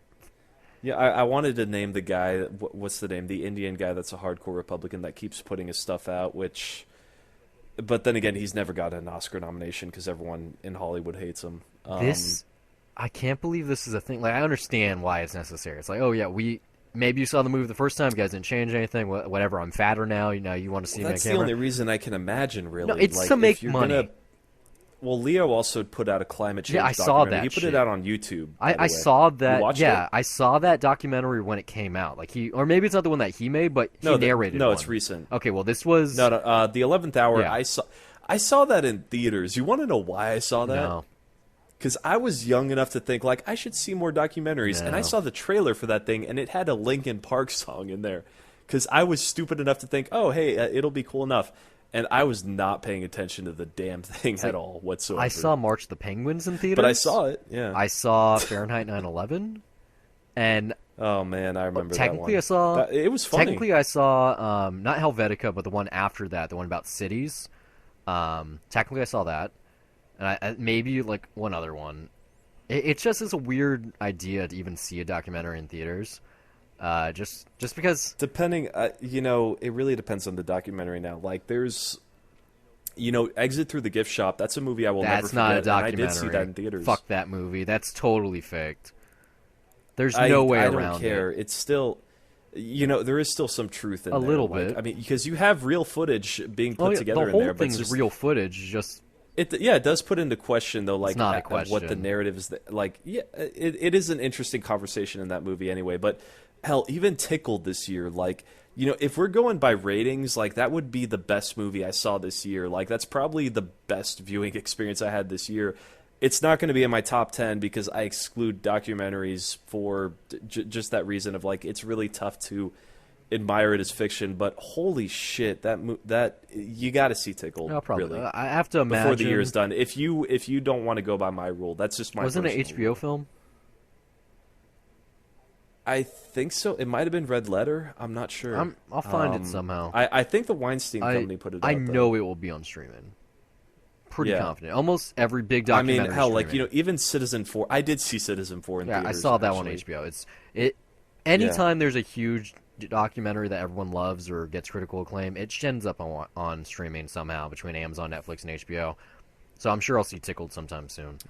Yeah. The moment I saw Citizen 4 in theaters, I regretted not paying in cash. Now the But government then knows again, I I watched used Movie this one. Pass. So, well, yeah, but they know I saw Snowden because of Letterboxd, but I paid for that in cash in Canada. Or I don't know, maybe I can use the excuse of, hey, I saw Snowden in Canada, which means I didn't understand a damn thing of what they said. Who knows? Well, no, that's a dumb joke Real because bad, now I'm talking real about bad it. joke. So yeah, good luck to Al Gore. I make those a lot. Al Gore's yeah. gonna need it with this one. Like I Yeah, said, they're clearly next president of the United States really needs another. he's hit. not gonna fuck The no. temporary next president. No. He was So at that they're time. looking for Oscar Gold. Isn't that how they opened that movie though? Al Gore gets on a stage and says, "I was the next president of the United States." I believe so. Yeah. Like, I never saw the movie, but I It's- saw the it's trailer, like and I just remember that. The and movie's everyone two laughs. Like, things. It's oh. his PowerPoint presentation, and then it cuts to him like traveling to tell people about his PowerPoint presentation. It's a TED Talk. That's all it is. It's a TED Talk that's feature length. Well, hey, it's like. No, No. I'm sorry. I was gonna make a bad joke and put down this movie's not yet rated, but never No, mind. it's a TED Talk. That is a good documentary, real though, good. even though I am more negative on it than you No, are. that's a cinema selection you guys can watch. It is, yeah. That's one of our longer episodes too, which I'm really surprised by. No. But yeah, we had a lot to say. So like I said, they're looking for Oscar Gold, and so is ABC. Disney, well, it's so weird how this works, but we'll just go with it. Disney's tapped Jimmy Kimmel to host the Oscars this year. And like I said, it's weird because the host isn't picked by the channel, it is picked by the Academy. But there's no coincidence here, especially since they just renegotiated their deal with ABC. I think it's like another 6 years exclusivity or something like that. This was probably them going, thanks for paying the money. We'll take your golden child and we'll put him on the stage this year. I can't be that cynical about it. I mean, How else? yes, you could put those threads there, but if it's a repeat thing, like they keep getting ABC or Disney exclusive hosts, then yes. But come on, I mean, are you really going to tell me that Jimmy Kimmel is not qualified to host the totally Oscars? qualified. But Yeah, no, like there's no reason why he would never ever get that gig. he's hosted Of all the people, an annual after show since he's been on ABC. It's been like 7 years in a row now. They walk across the Yeah. street straight to the Pantages. They do his show. So what's going to happen? He's going to host the show. He's going to leave early, get across the street, and they're going to do the after show. Well, they do it on Sunday nights, so he's not going to be doing his show. No, that they night. always do an Oscars after show. Always. And he's on Yes, that? he hosts a show Yeah, Sunday no, night no. after the Oscars. It's a big thing. It's like the Oscars are over. You might have liked it. Watch the Jimmy Kimmel show because it's even better than the Oscars. Well, maybe he gets the night off. No. I mean, hey, like I can't be that cynical and say that's the trade-off. Like if it's a continuous thing where only Disney exclusive people get to host, then that's where it's a problem. But come on, like Jimmy Kimmel would never get that gig. I mean, He's gonna be good. He could do a good show. No, He could no, be funny. he's Absolutely. gonna There's be no good. reason to But criticize I'm also that. pretty sure he's going to host it again next year already. Already. Then that's when you start worrying. No, I'm not worried. I'm just saying it's a weird. No, I mean that's when you start that conversation. Unless like maybe he really kills it and they really love him and they want him back. But I mean, yeah, I have no criticism of him doing it this year. Is that my criticism? Which I'm probably not going to watch the show unless you can stream it online. You can never stream it online. Hopefully they change Well, that this year. But yeah, it's maybe. just like the Olympics. It's super restricted and no one can watch it unless you have cable. So Yeah, which I do not. yeah, hopefully they really do change this. But fuck it. I mean, you can just watch this at a bar. Like, Well, no, I would do probably the same thing that we did last year, which was fun, which was I guess on the spot what no, it was. that wasn't fun. That was fun. I still can't believe it's Spotlight that one. No, I was happy Spotlight Like won. I seriously thought you were trolling me because it's like really, and it got nothing else. No, So- no. Adam McKay got best adapted screenplay. No. Spotlight, got Spotlight, nothing yeah. else. That's what I'm saying. It's like it just came It out didn't of matter. nowhere. It was between Spotlight and The Big Short. One of them was going to win. They were both important. They both had a very important story to I tell. was betting on The Revenant No, like fuck everyone no. else. Fuck that movie. Who else? Who's talked I about like that that. movie since it came out? After I talked about it a couple days after the ago, Oscars actually. ended, no one gave a shit. Okay, you're never gonna I still see think it it's- you know- in a theater again. It's never gonna look that glorious. They don't even have a 4K I'm not Blu-ray gonna for lie. that one. If I get a 4K TV, that's the first 4K. I don't Blu-ray I'm believe they getting. have a 4K Blu-ray for it. They Do they? Still wouldn't make a Yeah, big Fox difference. does 4K Blu-rays, but it's still. I mean, that movie was shot at 6K. It looked gorgeous in 4K projection, but yeah, I would totally. It's get a that pretty just if I movie. had It's that. also a pretty boring movie, and I'll never. I thought it was a great movie. It's not Like, even it a was movie. It was a great, simple piece of cinema. It's a simple revenge story. I like that movie more than Gladiator. Half the dialogue is slurred. That final I fight, understood I was it. like, okay, I Fuck, I understood. No, like, that final fight is very raw and it's not cinematic. It's just, but it is brutal. just Leo going. I mean, yeah, come on, those are easy jokes. I mean, no, if we, It's not a joke. That's what he did. we kind of have a review for that. Come on, you know the movie is not like that. It's not a bad movie. You gave it a positive review. It's just an easy joke to make now that it's we're past. I'm not. No, I know. I'm probably. I'll probably never watch it again. The same way that I'll probably I never. know, yeah, and that's fair. I'm just saying, come on, like it's one of those easy jokes where people joke about good movies and then when they get so much attention, they call them overrated and like, come on, it's not that. It is. Like if it wasn't for the Japanese saying. segment of Babel, I'd probably never watch that movie again either. Even that segment, I don't know. No, that like, segment's really good. I mean, no, just that's like one of that movie's like Happiness, where it's like it's so fucking depressing that I remember it so well, and I just don't want to watch it again. Like, there's nothing to pull me in. It's like it resonated, and that's enough for Yeah, me. same with The Revenant. Moving from the Oscars for me, into this is probably the most important thing this week. Really excited about this. Google, Oculus, Sony, HTC, Samsung, and Acer have come together to create a nonprofit organization called the Global Virtual Reality Association, or GVRA for short. The association's goal is to provide responsible development and adaptation of VR globally. And according to their website and its members, they'll be doing this by research, development, and sharing what they believe to be the industry best practices. The coolest thing is that this could be a catalyst for consolidation among startups. So instead of like 1,000 companies all trying to do the same thing, they can bond together. That way they have a bigger footprint. This is going to happen eventually. This is how the standards come into play. This is how it stops going from a race and into... It's a win for business. Not even just really. it's a win Like, for and just consumers. cementing this as like having a place in the industry. It's basically the officialization of an industry right there. It's all the major players besides Microsoft, which is kind of troubling. They're the only I'm one. sorry, but is that even a word, officialization? Fuck it, we're going with it. I'm sorry. I'm four Yeah, beers in right now. I'm not gonna the lie. only people not involved are Microsoft, which is weird. Also not Intel, which is less weird. Um, but I can't believe they sat that out. But they're going to be added on eventually. I'm sure of it. Well, I mean, this is the first. Like, how recent did this come out? This news? I think it was 2 or 3 days ago now. This All right, so just we'll happened. still. And also, Anything could happen within the week. Microsoft also hasn't even released their first VR headset. So maybe that would be closer to that. We know they're developing it though. No, yeah, they already showed it off. Windows Like 10 we talked Creators about it, Update yeah. is coming out. That's going to have VR support, and they're going to be selling VR headsets made by Intel and Asus and Acer and all kinds of different Dell. And so that's going to be coming soon. It's kind of shady because they should have jumped on board this, and maybe they're But we still got. Who knows? Some might happen next week, or I mean, within the month is the No, most for- generous. But it's still a developing for something story. like this. Usually, Or a developing when association. the big association thing is named, that's when it starts. Like the closest I can remember to something like this happening was like the Handset Alliance, which is how Android began.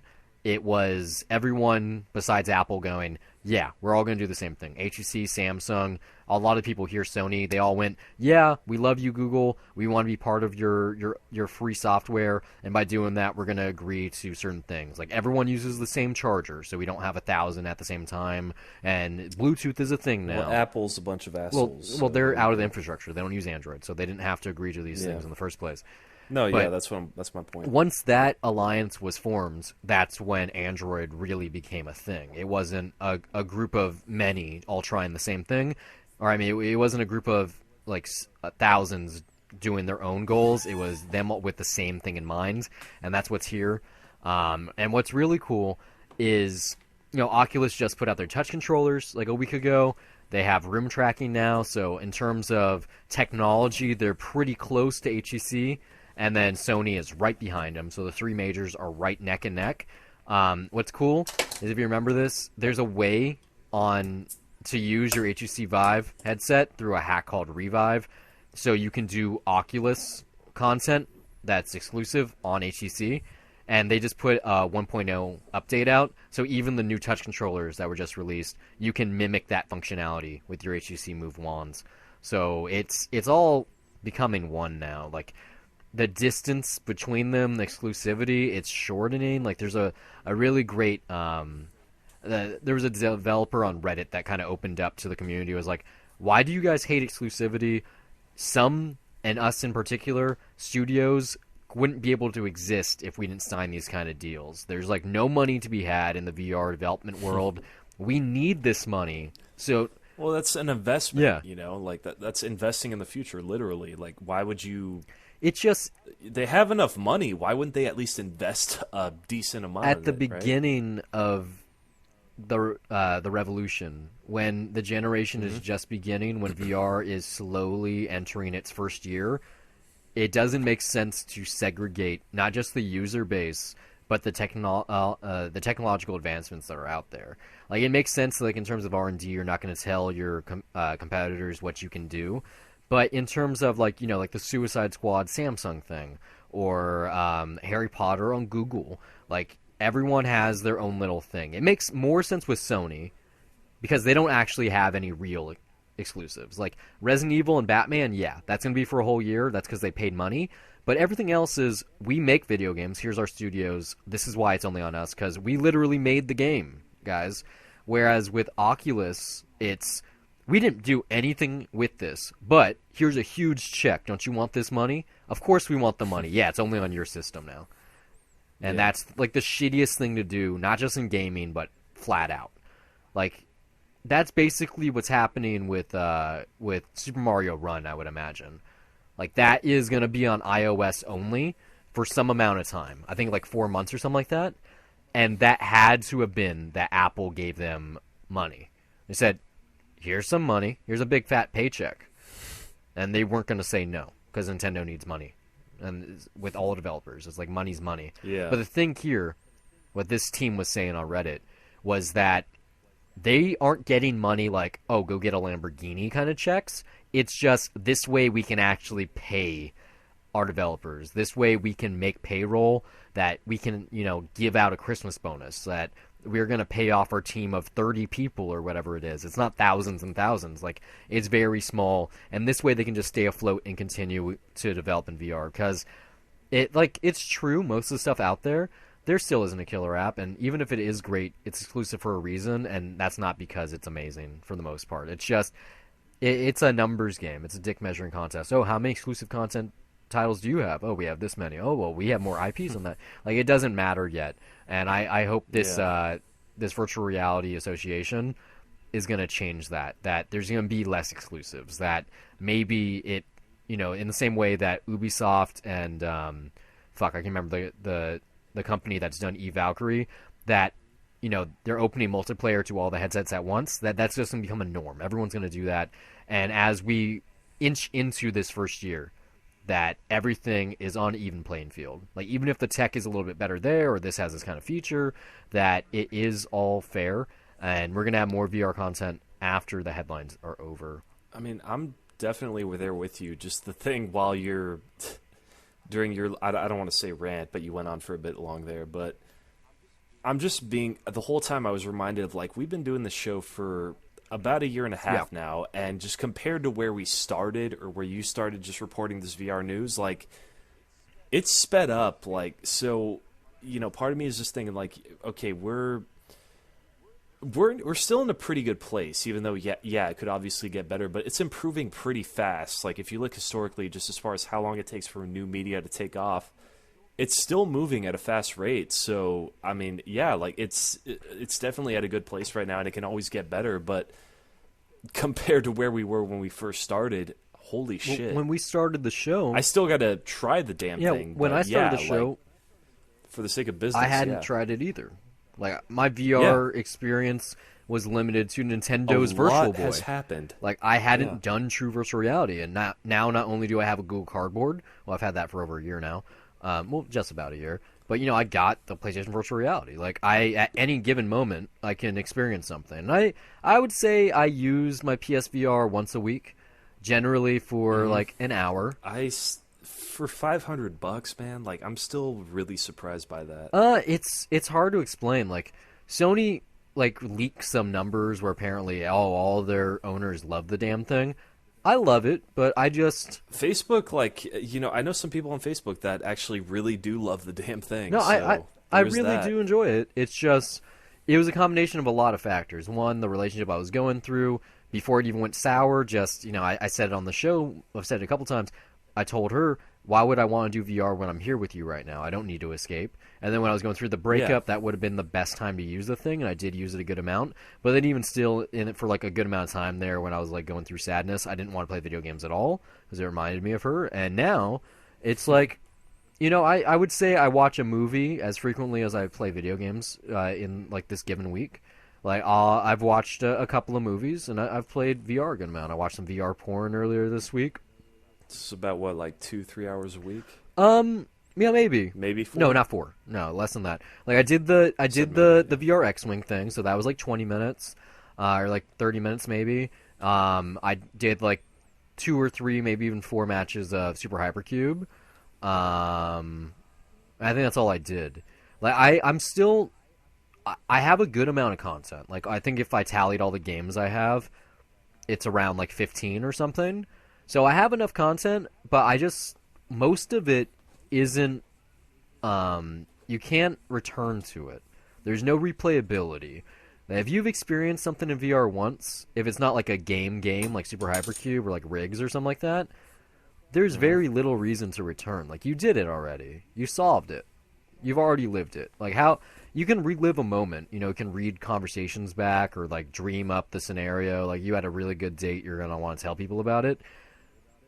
But it's different in VR. Like, maybe 2-3 times you can do it, and then after that, you're fucking bored of it. You're like, well, what's the point? Like, the Batman Arkham VR, I loved the first time I went through that, even though I had some technical issues and it made me a little sick and stuff.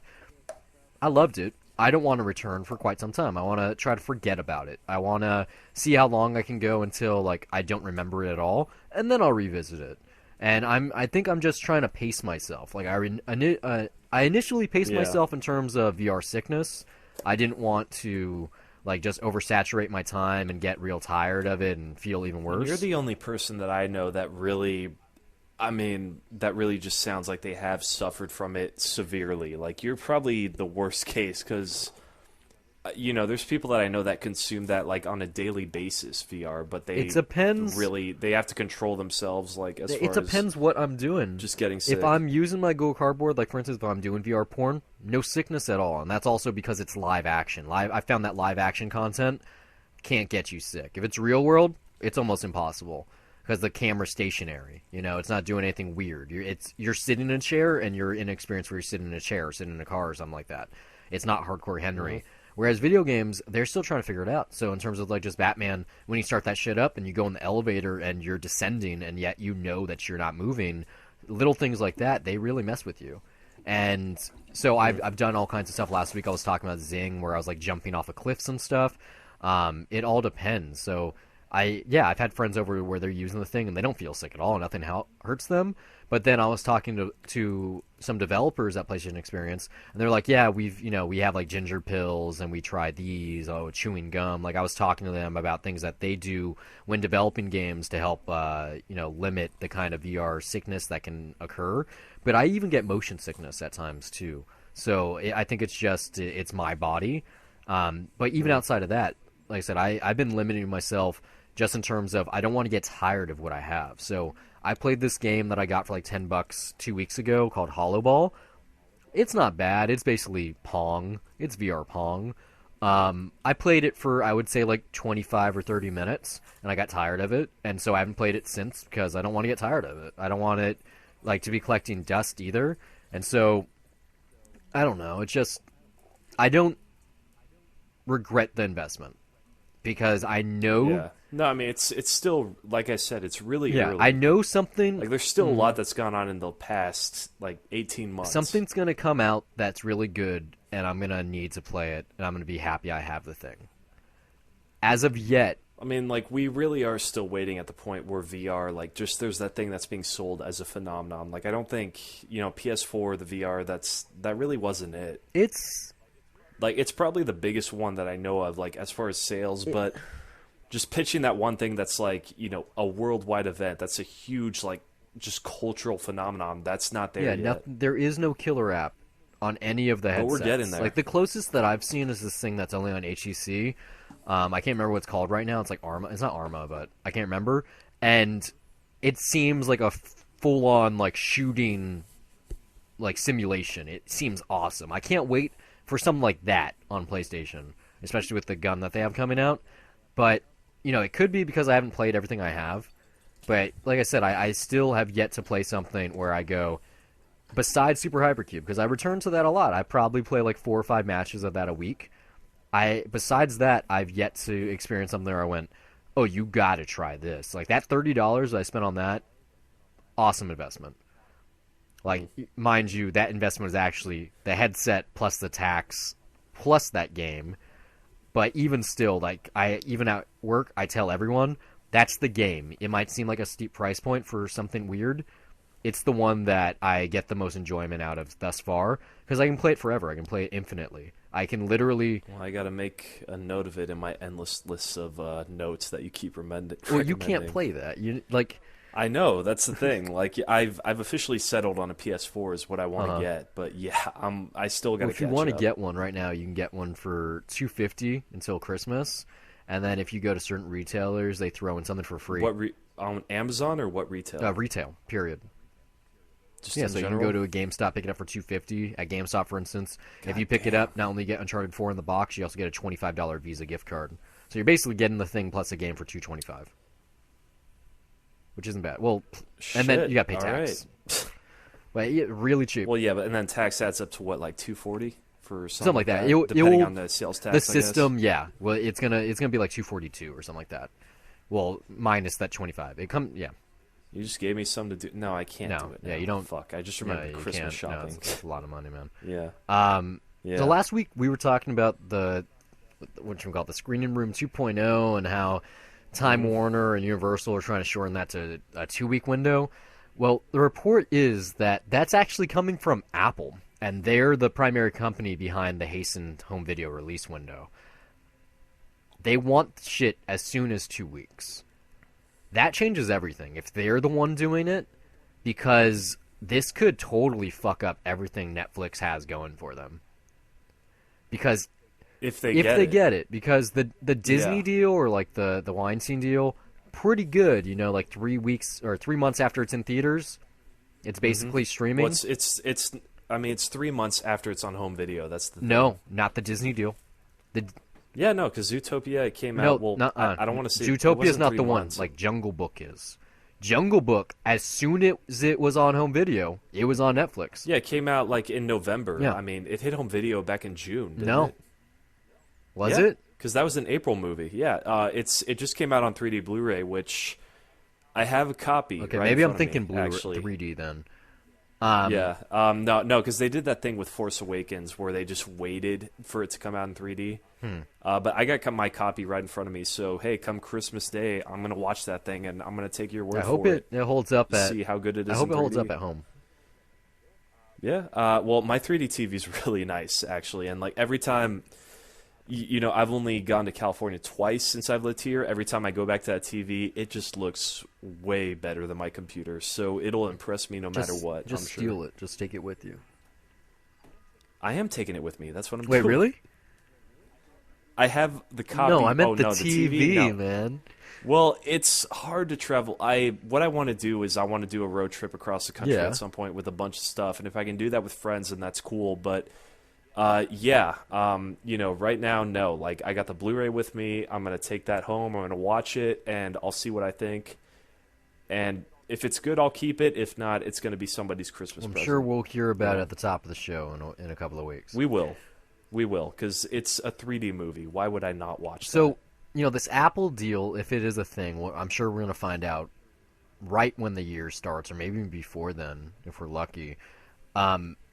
This is important because this week, the Senate Judiciary Committee had their first meeting with at&t and Time Warner CEOs in the building.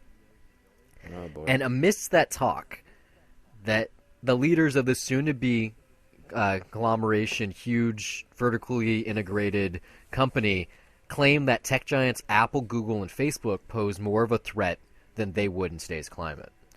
And when I was reading the story, and there's another one out there where it's like, oh, they say conflicting things about the merger, I think it's true. Like, big media conglomeration really doesn't have nearly the same foothold as a social network does. In terms of just that news point about Apple trying to make the 2-week window happen, and they have a better chance of making that happen than Warner Brothers does or Universal. Because everyone from earlier in the show when we're talking about Nintendo and what they're doing there, or even Pokemon Go, anything, even the fact that this show is available on iTunes, if Apple wants something, they basically get it. And they're not alone. Google is the same way. Look at the Open Handset Alliance or the VR thing earlier, which also Facebook is a part of. Like, Facebook can get anything done. Like, the three of them, including Amazon, if you throw them in there too, the four of them are way more powerful than the at&t Time Warner will become.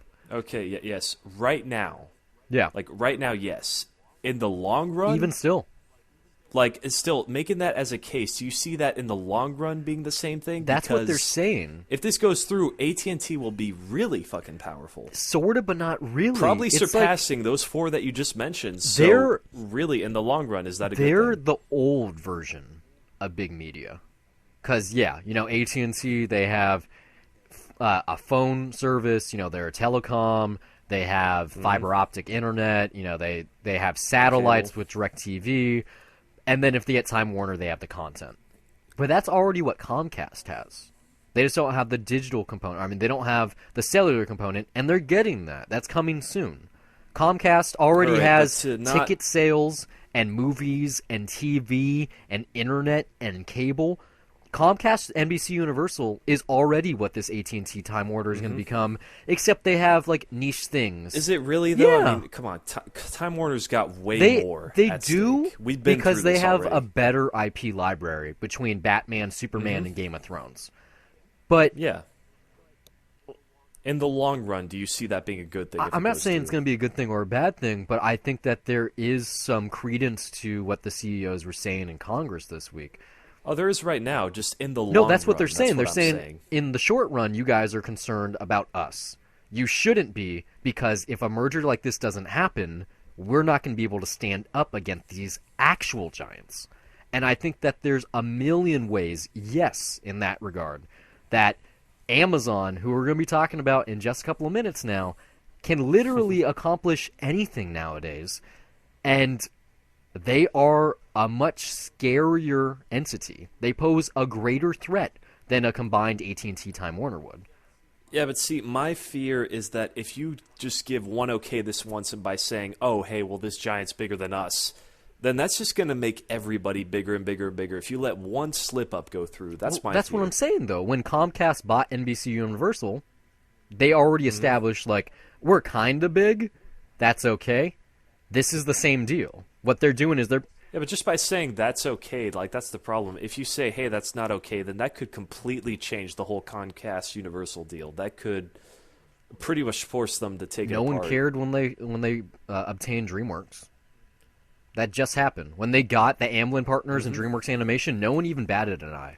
I was worried on the show. The episode's name is Comcast Align. No one cared.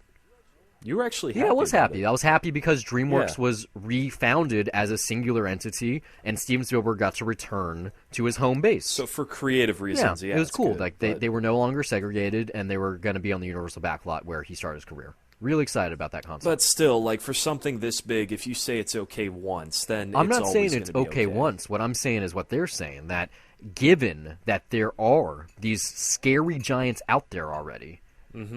I know. I'm just throwing my stance Yeah, on that. I think it's okay. Because you seem kind of like you're skirting in between. Well, for the last couple of weeks, I've been, oh man, this is a bad thing, you know. Yeah, now you're just coming around a little bit. I'm buying into the pitch that they're selling because they're right. Even with It's a reasonable pitch, but it's a pitch for right now. In the long given run, how consumer friendly they've been between DirecTV now, even though it's kind of failed, like it's having continued issues with errors and users and streaming and all kinds of shit, it was at a great price point. And the limited streaming, the zero rated data, like it might not be great, especially for net neutrality, but it is okay right now. well, that's the big thing right now. I mean, it's okay right now.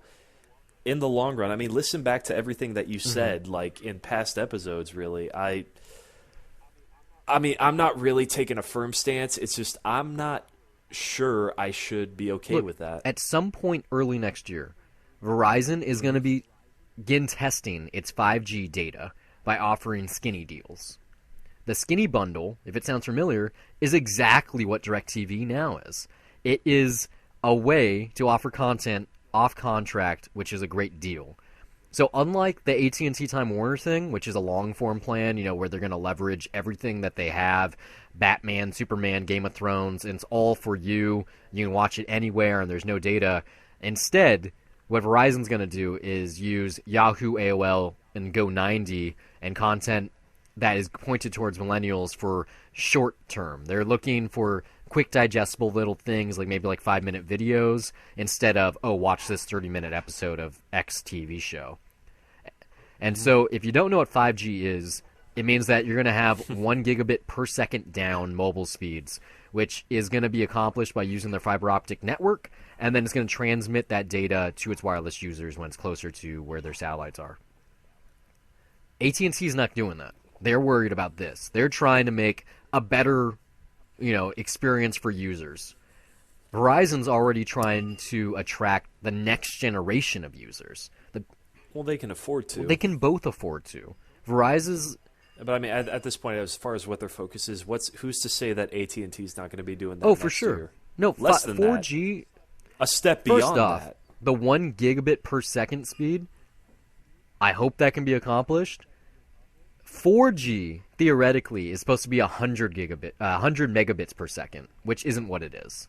Even with the 4G LTE, it's not. LTE stands for long-term evolve. It's been very slow. Like, T-Mobile has one of the faster 4G speeds, and I'm lucky if I can get like 20 megabits. And so just the concept of 1 gigabit per second on my phone, which is way faster than what I have at home, It means that AT&T's big thing where, oh, like we have the internet and we have the phone, it's not going to matter because if we're able to get these speeds, why would you even need home internet in the first place? Never mind landlines. You're just going to need phones. You can just tether to your device and it's I mean, nothing. you won't even need to tether at this point. Like, if you can do that fast, just put the chip in everything. Put it in the TVs, put it in everything. But you got the option. Yeah, you have is the what I'm option. saying. Because, like I said, Verizon owns their own content too. They own Yahoo and AOL and Engadget and all kinds of other stuff online, except they own news. Let me ask you this, just because, I might be stupid, but, like, are you able to, just a wireless device, like, are you actually able to tie that into your phone right now? Because I've never done that. What do you mean? Like tethering? Like, let's say you're connecting your PS4 to your... To my phone? Yeah, Yeah, no, I that's can do that. literally Yeah. tethering. Yeah, that's... But, like, okay. I can why am use. asking I can that? make my phone a mobile hotspot. Some Yeah, but would that work, though, as well? right now, yeah. I mean, I'll be fucking flying through my data. I don't do it. I have done it though. Paying a Yeah, shitload. I've definitely done it. I've done it with my PS Vita. I've done it on my PSP. On occasion, like I've been on a road trip once. We were driving from Southern California to San Francisco. The people I was driving with, they didn't have data at all, so I used mine so they could check their email or whatever. You can totally do it. And if we get these speeds, who knows how battery life's going to work, but if we can get these kinds of speeds, we're not going to need the internet that we have now. Like, the satellites are going to be our friend. I mean, when you start doing that shit, that's when it gets scary in terms of Snowden things. Because then if that goes down, Exactly. then Yeah. we're basically at the Yeah, Stone Age, Snowden right? and whatchamacallit, and Well, not only that, but surveillance. not even just Yeah, surveillance, especially. but also in terms of Skynet. Just kind of scary. Like what the computers Yep. could do with the AI. But like I said, this all comes Well, we got to make AI our this friends, all comes you back know? to Amazon. And what they just did this week is scary because they are continuing their trend of backward mobility by extending their arm into brick and mortar once again by opening convenience stores.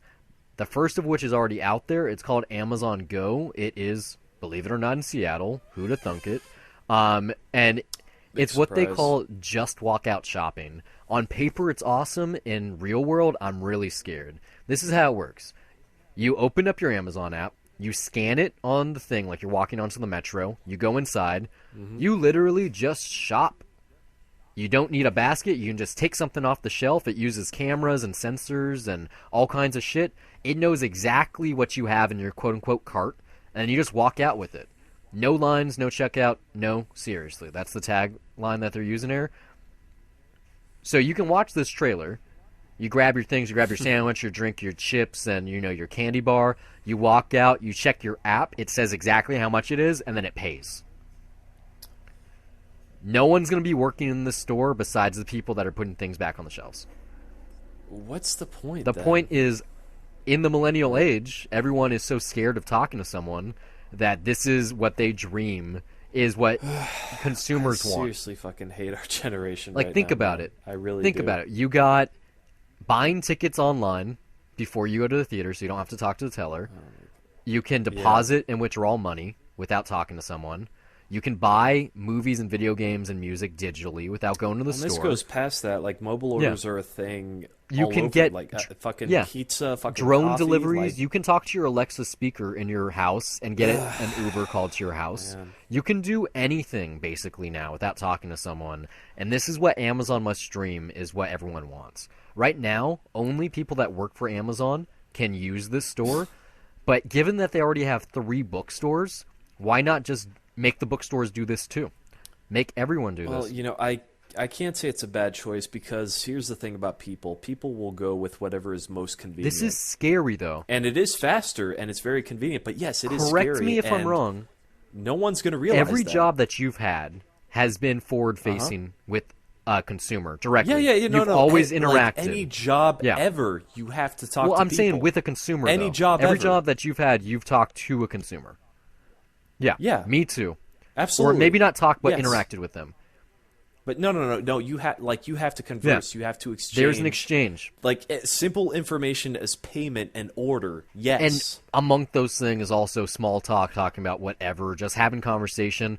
And I don't know about you, but I like to believe that that is more important than the transaction. Yeah. With this convenience store opening, the Amazon Go marketplace, that's not going to be a thing at all. There's literally going to Well, be it's really people. just the next step in self-checkout mode. Well, That's really what it self-checkout is. But is like, it didn't work because look how many of those Fresh and Easy stores closed. well, no, but okay, like depending on that as like your main source. But yes, self-checkout is everywhere. Every grocery store, every Target, every Okay, Walmart, you'll yeah, have a you have a section small for section. that. I So you got that option, but yeah, those are always love packed. self-checkout. Like it's actually easier to I go through love the people. automated box office machine. You know, I do like doing digital stuff. But every Yeah. once in a while when I'm shopping, I love the interaction. And it's why Yeah. retail has existed since like the beginning of mankind. I have things, Mm-hmm. I procured them, I'm going to sell them to you, and part of you buying them from me is you getting to know me. Yeah, and then you get people to come back and you talk to the same people. Then and they're it's- they're a there's regular, that. you know, like they enjoy Yeah. you just as much as they like the content or whatever you're selling. And there's Maybe you should work at a coffee shop because you definitely I would get hate working that. in a coffee shop though. But you get the same people. See, That's the I thing. like getting to understand people from a further standpoint, not just like You do get games. I so don't mean there's that. I'm talking about like That's something that you I'm love, I'm though. saying in terms of I don't want to know. Oh yeah, that's the Java Chip Mocha guy. It's like oh you're the this and that guy. You like these kind of games. It grows behind. It grows beyond Eventually. that, though, because like yeah, there is a point where you get to the point where it's like, yeah, I know your drink, but then you're naturally going to get beyond that because it would be boring to say the same shit over and over again. Outside of a just like oh no this is the end of retail as we know it type of thing. What's this going to do to our job force if this becomes a trend, which it very well could?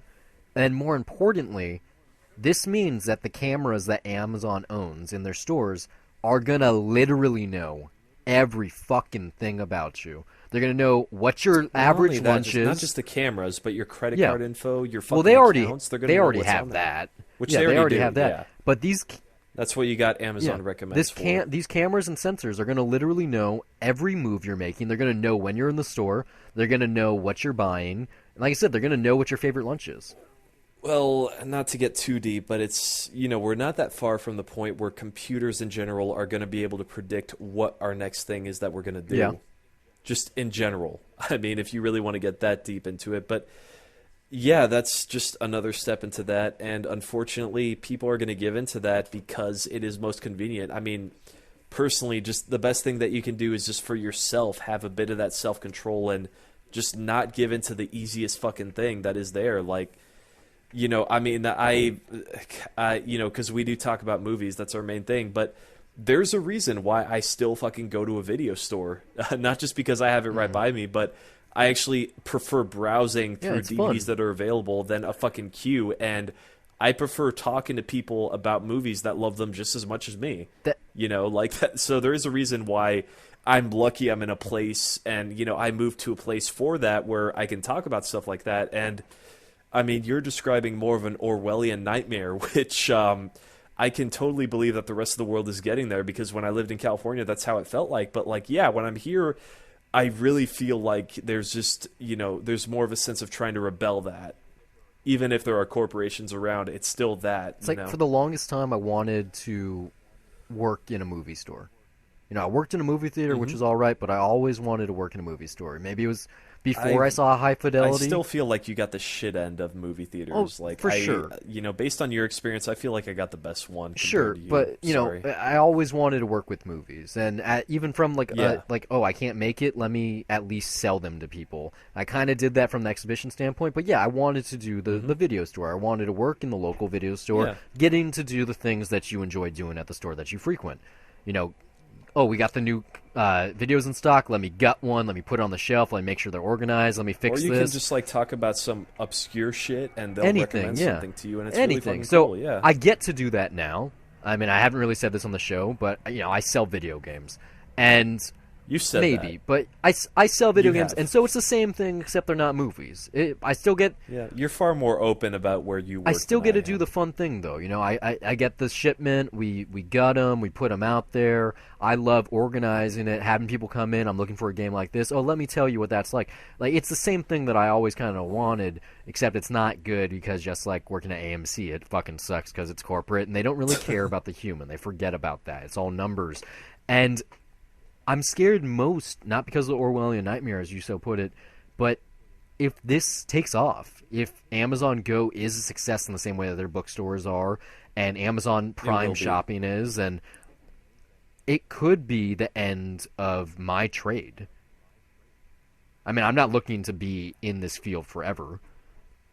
Depending on where you are, I mean, like, I do think, sadly, I don't think you have said the name out loud, but based on where you work, I do think that type of location is dying. It's definitely dying. That I'm aware specifically, of that yeah. concept. In the same way that, Blockbuster died. Like, it's gonna die. But I don't Yeah. have a problem with that. What I do have a problem with is that this company, Amazon, who's already trying to change everything. Oh, we got the spaceships and we got the drones and we got this. They have so many things going on all at once that AT&T and Time Warner are right. They can't change shit. They can put out new comic books and new movies and new TV shows, and yeah, they can send it to you in a much more vertically integrated way so it's faster pipeline to their users. But Amazon, with this news item, is literally trying to change the way the world works. And sometimes I'm real happy about these changes when we got like Google making its own city or like Google fiber optic. Like, for the most part, when Google makes changes, it's like taking what we already love and just changing it. When Amazon makes a difference, they're literally trying to change the world. Well, I mean, based on your own testimony, Amazon's not the only giant. Like, there is Alibaba that you talked about. Like, there's other That's giants not at play that are stateside, growing though. that are going to give They're into not this. even. Yeah, that's not stateside, but I mean, that's just a Yeah. sign that the Yeah, world is getting the to this world is point. working like that, but in terms of Yeah. just our Congress and this deal going through and the FCC approving this kind of merger, I like with these kind of news items popping up with what Amazon is doing on a weekly basis, I am a lot less scared of what the blue giant could possibly do. Like, I shouldn't give a shit what AT&T is going to do when Time Warner's part of them. Mergers happen all the time. It's like we're so Well, not to be oblivious a at this dick, but point. I think your reaction might change in at least a couple months. Maybe, Could be very different from right now. but Disney owning Lucasfilm and Marvel is a much bigger deal than AT&T owning Time Warner. I think it seems that way just because Lucasfilm and Marvel are insanely successful right now. Like, there really They've always been isn't successful. anything that else that's doing well. Universal kicked ass, but I mean, yeah, like DC is nothing compared to Marvel right now. So why should we be feared of AT&T owning them? Like it seems like I was real anti the merger. I think saying that when it comes to corporate dominance and just dominating it's like small potatoes. a specific marketplace, there's always a reason to fear, and you always got to speak out about it. And regardless of the results, you gotta say what your say is. It seems like small potatoes to me. Like if, for instance, I just don't know. Imagine. I mean, it's not so much them, but it's what could happen. Just next. imagine, though. And of course, I got to be a cynic in that Facebook, regard. almost all the acquisitions they've done have been from the tech side of things. Yeah. We're gonna buy Yeah. Instagram. We're gonna buy Oculus. We're gonna buy Beluga. We're gonna buy. It's always some like little thing, and you don't even notice really. It's always something that they can tie into. It's like what this. their It's the main, big grand scheme yeah. thing. Imagine if. It's not an investment into Yeah. a new sort of tech that Well, aside from not even that. I'm Oculus, just saying. but- Imagine if Facebook bought like, I don't know, if they bought like CBS, if they bought Viacom, you'd be. they could. They couldn't could buy anything they want. They got so much money. Yeah. That would be scary. A teleco who's already in the game and already pushing content, already working with the mobile data and the phones and stuff, them being like conjoined with the people that make the content, I don't know. Like I said, I mean, as much as I like this conversation, Yeah, but it's not- yeah. it all ends with who can own planet Earth, and hopefully at that point there will be other planets that people actually live on. Yeah. It's That's basically where this conversation ends. it's like the thing that I think about most now when I'm thinking about our future, because I mean, it's always been this way, but the older we've gotten, the more big companies have, ceased to exist. I They've merged mean, with others until it becomes a bigger company and a bigger company and a bigger company. And, a Disney could buy, even though Universal has an agreement with Nintendo to put their, stuff in their theme parks, Disney could buy Nintendo. Apple could buy Nintendo. yeah, yeah, Apple could absolutely. buy, Disney could buy Apple and Nintendo. Like, when you have that much money, the only thing that's stopping you from buying Hmm. someone is that they haven't shown interest in being bought yet. Like, Twitter is still on the You table. know, Anyone could buy Twitter right now. Like, if AT&T bought Twitter, then I would be scared. If Amazon bought them, which is something I talked about 2 weeks ago in like a good way, I was like, oh yeah, that'd be really smart. Then I'd be scared. here's an optimistic note I can end on. I mean, when you bring up Nintendo specifically, Mm-hmm. like anyone can buy a property, but I am very confident in the fact that there's always going to be something new that's made that people are going to cling to and that someone's going to obviously want to buy, but someone's going to hold out and try to make it their own and make money that way. So, like as great as it is that, hey, for Disney that they own Lucasfilm, this Star Wars hype has to die at I some don't know. They're point. putting out. Like Rogue One's predicted to make a shitload of money this next weekend, but it can't do that releasing a movie every year at some point. There's going to be fatigue. Like I have to believe that at They some put point 2 Marvel movies out a year. several new things are going to have to come out that people are going to be I more don't think interested so. in at that point because it's new and other people are going to try to buy into that, but someone's going to try to make it on The their own. franchise I have to believe mentality that. has worked since Steven Spielberg invented it in the mid '70s with Jaws. Yeah. You make a movie, it's really good, people love it. Let's make a sequel.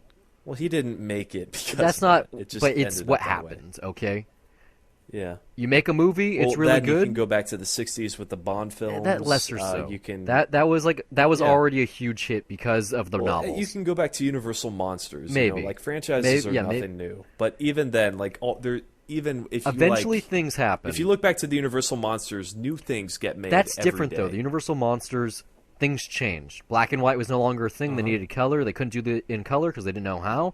And then like Okay, no, it's got nothing to do with the format of it. no, It's got to do part with of it. the content Part of it is itself. the format though. Like what's The scary. format lended to why it was popular at What's the scary in time. black and white isn't what's scary in color. Like shooting color is much harder than shooting in grayscale.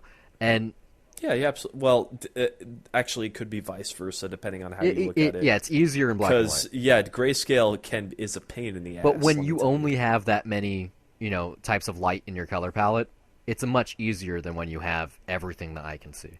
if you well, it really depends on how you look at it and what you're trying to do. But it's got nothing. It's got more to do with content and character and like just whatever is the trend at the time. Like There's a lot of reasons why the Universal Monsters failed. But basically since the 70s, or in your case, since the well, 30s, no, it succeeded. You mean? well, yeah, it's still evolving. It's still going on. Yeah, it succeeded at the time. I don't know what you mean by At failed. it failed at the time. They had to stop doing it, and then they waited until now to bring it back. Yeah, like everything, there's always fatigue. Star at some Wars, that's point. never been the case. Since Well, Star Wars has just gotten revamped Marvel- since 2005. Marvel, though, It took 10 years after that. There was a Star Wars Clone Wars movie that didn't make dick. it was Okay, animated. so yeah, it was They animated, learned. but still, Never put an animated Star Wars movie in theaters again. no. Well, never put 3 episodes and string them up into one movie like that. That's where they learned. But also, that was from a studio that just didn't know how to market that, and it wasn't that strong to begin with. So there was no real way to pitch But it. people love franchises, man. Even if the numbers, Yeah, not, no. People not do love even in franchises. movies. I'm just saying. We got all these movies. Look at the TV shows. Look at like the DC heroes on the CW. Look at the Marvel Yeah. shows on Netflix. Look at anything of that nature. Video games. Yeah, but we're still very early into that process. Daredevil, No, that was the first I'm not Marvel even talking show. about that. Less than I'm 2 just years talking about now. franchises. Period. People love the franchise. They love this IP. Yeah, but we're at that point now where it's not. the thing. It's not okay? that. It's gonna that die at point. some I don't see independent cinema popping up again, and it's super successful. Like a movie every couple of years pops up.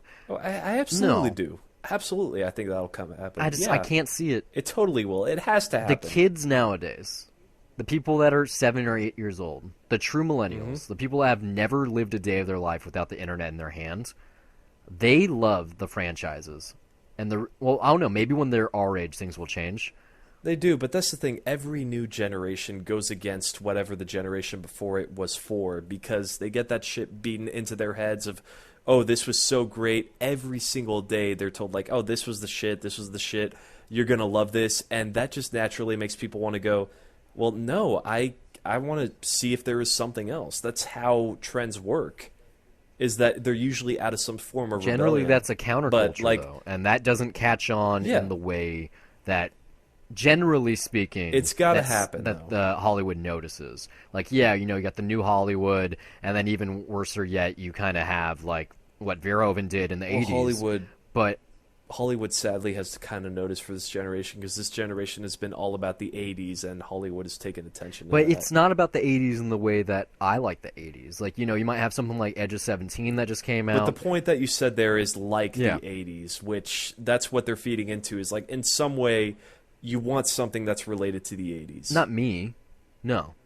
Yeah, no, no, but like they hear that. You, yes, you. Like they hear that and they're like, okay, hey, let's do a Spider-Man that's more in the tone of a John Hughes 80s I think movie. that's less what it is. Like I said, got Edge of 17 that just came out, which I really want to see. But there's just the bravado of the '80s that it was over the top, that it was beyond definition, that everyone was living in excess, that it wasn't even just the drugs, but the lifestyle, the big cars, the big hairstyles, the big glasses. Everything was neon and flashy colored, and everything was fantastic. Like it was kind of like the Roaring Yeah, '20s. no, it was very kitschy. That's the No, word you're past looking for. kitsch. Like it was like living a dream. That's the way that the '80s are Hmm. painted, and that's kind of why Donald Trump was elected president, because people want a return to that grandiose sense of being American, like just capitalism, like beyond, like greed is good, like everyone, not everyone, There's several but thoughts there, like it's but like people okay. kind of want that, and maybe that's what they're trying to do with the blockbuster movie and the blockbuster TV shows and the blockbuster games, because it's everything See, now. I feel really outside of that trend, so maybe that's why I got a bias there. Like you know, the Rogue One reviews are out there, for example, and they're ecstatic, but I'm just like, yeah, I don't feel any reason to go to it.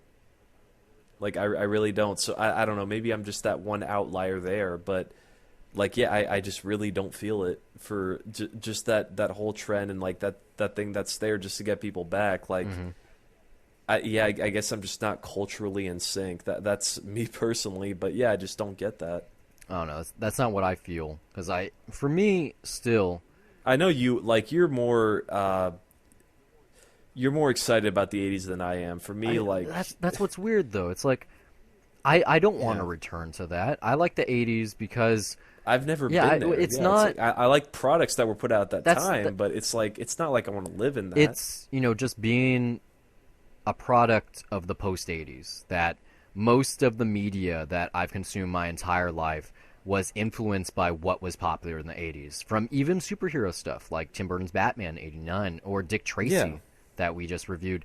It doesn't matter what it is, TV shows, music, most of the landmarks of what we have digested our entire lives were set up by the '80s.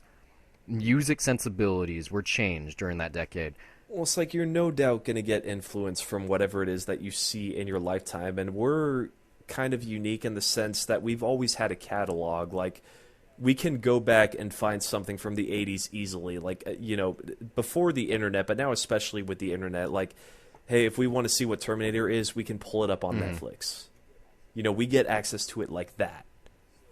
So we can easily be influenced by it. I think there's more awesome stuff like that. Like, me, I don't want to live in the 80s. Right now, I think we're in a fucking amazing time to live in. It's not just because we got access to so many different time periods. Like, I think we can constantly get better, and just dwelling on a specific time period for a specific reason, I think that's a waste of time personally. That doesn't mean that good art can't be made out of it. But yeah, I mean, that's just me. Like, I don't get excited when they say, oh, we're going for an 80s tone or anything I like don't. that. I don't get excited about that kind of thing either. It's not like. But that's what they did for Spider-Man Homecoming. Like, and that got a lot of people excited. including you I for got that excited specific because instance, because I knew you yeah, love it's because John they Hughes. said John Hughes. I don't like Yeah, John Hughes because it's but that is an it 80s is, tie-in. Like but that's a I don't huge part like of John 80s Hughes culture. because it's from the 80s. I like it because it was the beginning of teen culture on film. I mean, American That might be fair, Graffiti, but that's still an 80s sure, product, and that does the lend reason to that. was it's tied into Reaganomics and the fact that, oh, how do we get these young people to buy things? How about make movies and TV shows and music that's targeting them so the money that they do get, they're going to spend on the stuff. And that could have only existed in the 80s, sure, but I don't like John Hughes films for that reason. I like them, like I said, just I believe you. because it's the onset of films that changed what I believed in growing up.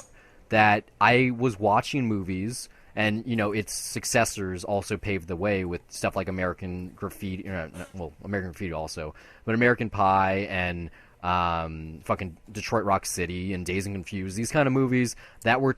Yeah, but those are examples of stuff that evolved into a different time period since What I'm then, saying is which the I 80s see and what you're John getting at. Hughes I just don't think films. many people see it John that way. Hughes, in particular, established this isn't meant for the kids. These are stories about the kids. Like, we're the kids of America. Like, you've It's kind of another way of saying both things, though. It's kind of an you've oxymoron. always had children on screen since like serials with like the Little Rascals, okay? But it wasn't until the 80s that it wasn't the target demographic, it was the story. Like watching 16 Candles or Weird Science, if you're not that age range, like say you watch 16 Candles for the first time when you're 30, you're probably not going to like it. Like it's not targeted at you. You're above the age range. You could have said Detroit Rock City, which Even we kind of talked sure about the same that thing one there. too. Yeah. Well, the difference is 16 Candles is good regardless of what age you watch it. It's more so of Still when gotta you're see gonna really care for the story. Yeah. I'm still waiting for a return of something like the John Hughesian comedy. Like Edge of 17 is supposed to be that. That's supposed to be just a fantastic film. Maybe Spider-Man Homecoming will be special for the same reason. So the difference there, even though I'm excited about it, that's not a John Hughes movie. That's a superhero film that is trying to touch into the kind of stuff that he made, which I'm still okay with. Like, I do want to see a different Marvel movie. Like, we've had The Caper, we've had the sci-fi adventure, we've had these, like...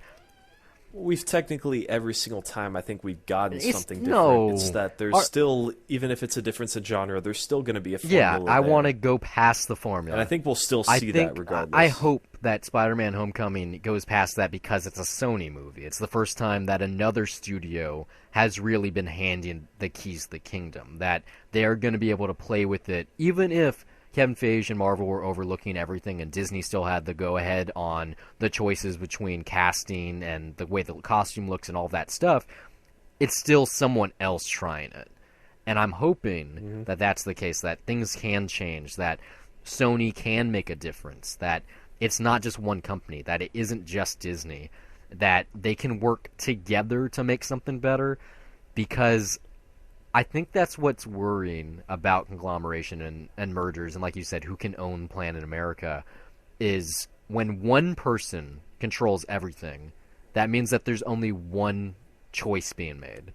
There isn't a rivalry. Well, so, in a way, are you saying that you're kind of pro-colluding in this case? If it is... For the sake of quality, if it works out, yes. For the Marvel situation, yeah. If Sony Spider-Man is good, yeah. But well, they're open about it. You know, it's not like it's price fixing or anything where they're hiding that the fact that they're colluding or anything. They're open. I was right reaching away. towards more like the Amazon Time Warner conversation. If if at&t and Time Warner team up, I don't think it's going to change what they do single-handedly. Like, yes, the people that are part of the at&t family are going to have a better experience, but all of a sudden, HBO's decisions aren't going to change just because they're part of a bigger family tree. In the same way, well, like when Time and Warner merged, that was a completely different thing. But when AOL Time Warner happened, that didn't really change the way things worked. Well, see, for me, the worry is like it's just a stepping stone as far as continuing this kind of thing, and if you want to get into the whole broad picture, just to put it in layman's terms, it's another example of just rich getting richer, poor getting poorer to me. That's really what it that sounds doesn't like. seem Because like no. the company on top Who is just getting who's more the and poor more. here though? Like the small, if what you say is true, if we're gonna revert back to fuck the blockbuster and the franchise and yeah indie and Oh, small stores and First that's Fridays kind of my and fear. Small Business Yeah. Saturday, if that's making a comeback, if we're gonna I mean, those don't exist around America. Like I am in, the best way you put it was a special area where that's still a thing that can survive.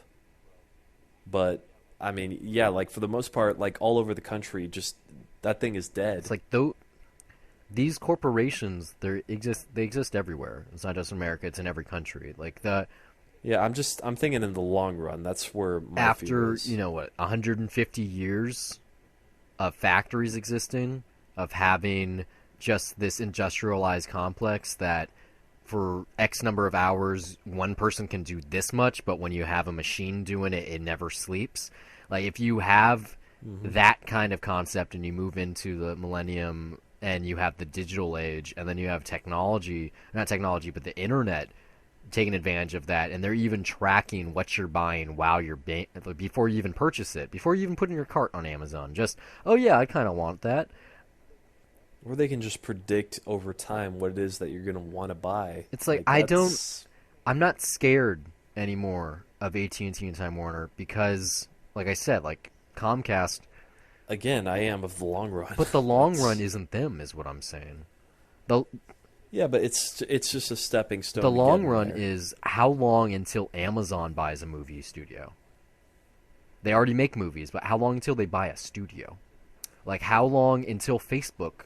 Just don't say it that they're going to How get long that until idea. Don't Facebook say it. has a live news network 24/7? You're on Facebook, in the top left corner it says Facebook Live News, and you click it, and there's a studio somewhere always, like CNN, where they're reporting things. And then it's no longer a worry about Facebook reporting having ads for fake news. No, they already have their own fake news. They pay for it to exist. Like when the people that we turn to for our media create their own media is when you should be And scared. they own different news corps. Like, yeah, that's. And you're okay No, I'm with saying that? that's where we're heading. Like Yeah. Time Warner owns One News. They own CNN. And who the fuck really actually watches CNN? They've been a joke for a long time, the same way that ESPN is owned by Disney, except ESPN's had bad reporting for over a year now. Like CNN's the same way. Yeah, I mean, like when it counts, they still get views, the same as anyone else, like Fox News or MSNBC. Like, it really depends on what your personal preference is. But yes, they do get That's going to views. die, though, just because people our age, It will. in the same way that we don't read newspapers, and we don't read websites, and we definitely don't watch the news, they're going to have to find... Well, the reason why those channels I think are surviving, like I think CNN is doing a bit better than you give them credit for. Like they're probably doing as well as Fox News. If I don't have the figures in front of me, but you can easily name personalities from CNN and Fox News, MSNBC. I really can't. Like, I know who Wolf yeah, Blitzer is. I know Meet the Press is a thing, but I mean, no, like you can easily say Bill O'Reilly or Sean Hannity No. just as easily as Like Bradley, not Brett. as Don, yeah, as Yeah, Anderson Anderson Cooper and Don. Fuck, what's No. his last name? I'm I deflating. kind my of know point what these there, people but look like, but it's not the news that I care about. Like yeah, I'm aware of it because I see it on YouTube. yeah, I every don't day, like. but- Well, you work in an environment where it shows it, but well, no, not necessarily that. Just I do that. Like that's. I'm slowly getting more politically conscious. Like I've been really thinking about this election and just a bunch of stuff locally and just for the state that I'm in general. You're- like you're going backwards though. I'm not That's talking not the about way that. to go into Yeah. consciousness. If you're No. It's one of the many because ways of doing it. that's how. It's a small thing. Like I'm paying attention a lot more, but that's one of the things that's One of the troubling things It's one of the with one of variables. the ways that media worked, especially in the 80s, is that Mm-hmm. something like CNN could completely control the way someone viewed the news. You had one source, and you took everything they said, and you believed it. Well, now we got multiple. We have multiple sources. and a bunch of them are fake. Well, and that's not even the thing, though, because Yeah, you got like the 3-4 major news networks. They're less important than Twitter. They really are. If you Seriously, can, no. I mean, like, what influence did they have during the election? Even like after the right uh, before the results were coming out, even they were like, we were kind of given free publicity and we were kind of biased in this election. Like they all admitted it. Maybe we are not as powerful as we thought we were, or we just turned it against us in some way because they sort of admitted at that point that they were purposefully trying to swing it one way, just in the sense of common decency, and just basic I've humanity. said it before, and it's really strange because this is a news show. But my intention for the show was never, oh, let's talk about the news, let's give our 2 cents, let's change the viewpoint. Well, this whole topic is just, we're talking about the future, which is going to get into Well, a I'm lot. just saying, So, I'm just talking about the present, though. Or even better yet, talking about the past. yeah. 75 episodes ago, before the show existed, Mm-hmm. I never had the concept of, I want to be a news reporter, I want to share what I've researched so I can change the worldview of a listener. That is not the point. It's a conversation. It's a conversation with you and Yeah. potentially... That's still Yeah, how I it's a feel conversation about with it. you and potentially a conversation with our listeners. They can easily tweet Yeah. at us or send us emails or anything. They can reach out to us directly. This isn't CNN where you send Anderson Cooper a tweet and maybe he responds or likes it. We are humans. We're not getting paid to do this. We're not in a studio. We're not, with big business on our back saying you can't say this, please sponsor this. This is fake, but tell them anyway. Mhm. Even though we do ask for It's Patreon different. money. It's But- it's Yeah, it's no, not no, I pork get you. barrel. Like it's real, and I don't know. It just like it scares me to think about it that Amazon very well could have a news network in the near future. Because why wouldn't they? You already turned to them for so much. You want to watch TV, you want to watch a movie, you want to buy something, you want to get some food, you want to get something delivered to your home. Are you sick and you can't go to work? Here's your NyQuil. Like they already do so much. They got a credit card, they got everything that Well, eventually they're going to literally have everything. They're going to have news and they're going to here's have the yin and yang to that. I mean, as far as news specifically, we exist. A bunch of people like us exist, and even they probably get more listeners than we do, but I doubt that their viewpoints are far away from ours. And so there is still that yin and yang balance there in the long run. That's the optimist in me talking. I hope. I don't know. Because with the bigger the company gets, the less people fight it. Like rebellions happen, you're gonna fight the tide. You're gonna go push against it until it's too much to to do, and then you just gotta fuck it, why not? You can't fight them, join them. But Inevitably, that's going to happen with some people, but I don't. It depends on how look far at it something goes. like BuzzFeed. I don't even remember how that began. It went from here's like funny pictures and polls and whatever. Now it's a news source. Now they make TV. Like there's BuzzFeed News. You Yeah. can literally watch the election results on BuzzFeed. And I watch the election debates on Twitter. I mean, that's still different. Like saying Twitter something. has always been No, but that still says Twitter's something. always been the voice of the people. Literally, that's what it is. Here's all the people. These are all the people saying the things at once. And so it was only Still, it was though, sensical. It can be filtered out. Who's saying it was what. sensical though. Like that could still eventually be that Twitter, since everyone was having a conversation about the things that were being conversed about, would have to be viewable on the content itself, or not the content, but on the source itself. Like that, there's like everyone uses Twitter to talk about sports. Let's put the sports on Twitter. Talking about politics. Let's put the debates on Twitter. And it got weirder with like Vines, which is happily gone now, or better yet, like like Periscope. Like when you add more to it, it becomes more convoluted. But it was always, and the reason why I embraced Twitter once I figured out what it really was a non-filtered, direct approach from the horse's mouth. Whether that was reporting like during an uprising in Egypt, and it was the only media coming out of the event, or the newsroom covered that really awesomely, or you got just some actor tweeting about what actually happened because his publicist isn't checking this stuff with a highlighter. Like politicians, like Donald Trump being the first president-elect who used Twitter is going to be a big deal eventually. That's going to be in textbooks, or It already is a Like big it's gonna deal. be like I'm saying like a textbook Like thing though. he's tweeting his thoughts. That's still a Like pretty big deal. That's for any president. Like, well, right now president elect, but still, that's a huge deal that you basically get the inner thoughts of your yeah. main elected Like, official. he's not the only person that does this. There's other elected officials around the world. Yeah, but the leader of the Like free he world. is going to, well, like I can't even say textbooks because to be honest, at this point, why would they keep printing those things? It's just going to be digital. But textbooks in the near future are going to be talking about this election and its importance in history, and much in the same way that after JFK beat Nixon, you couldn't become president without having a televised debate, and before that, without having a radio debate. It's going to be you can't become president without having a Twitter. Period. In the next 4 years, whoever wins in 2020, it's not going to be possible. Well, I mean, social media like has been a huge thing in just the world in general. So why wouldn't it be in politics? Like it already has been. Like even 4 years ago, they were still using social media. Just now, yes, POTUS having a personal Twitter before being elected. Yeah, of course. It's kind of scary. And I try to sleep well at night. And if I can't sleep, I just play Final Fantasy 15.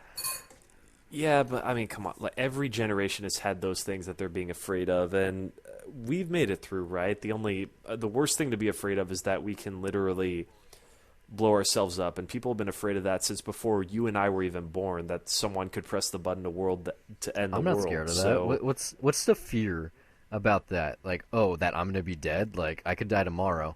a mad, yeah. Well, the fact that a madman could have the ability to end the You ever entire stomped on world. some ants? That was a madman ruining someone's world. You ever Yeah, taken a just hose to like I a hornet's nest or like an anthill?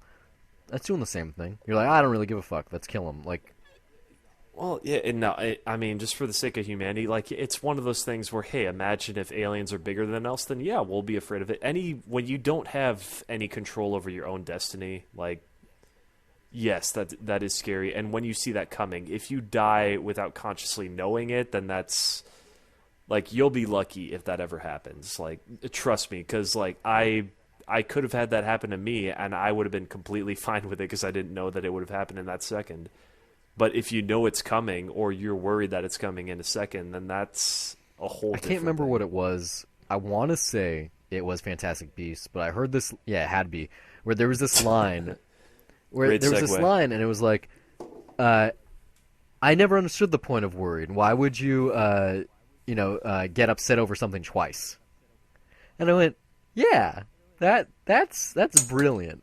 That Oh, yeah, no, well, I mean that's true. Like, but if you see a potential outcome happening in a way that's just not in your favor, then that's a pretty scary that's thing. the thing, though. It's like truly, like I wish I could just never worry again because it never does any Well, yeah, good. no. I mean, it's like if you're talking about death specifically, not to get too personal, but I mean, all right, you know about my Yeah. accident, right?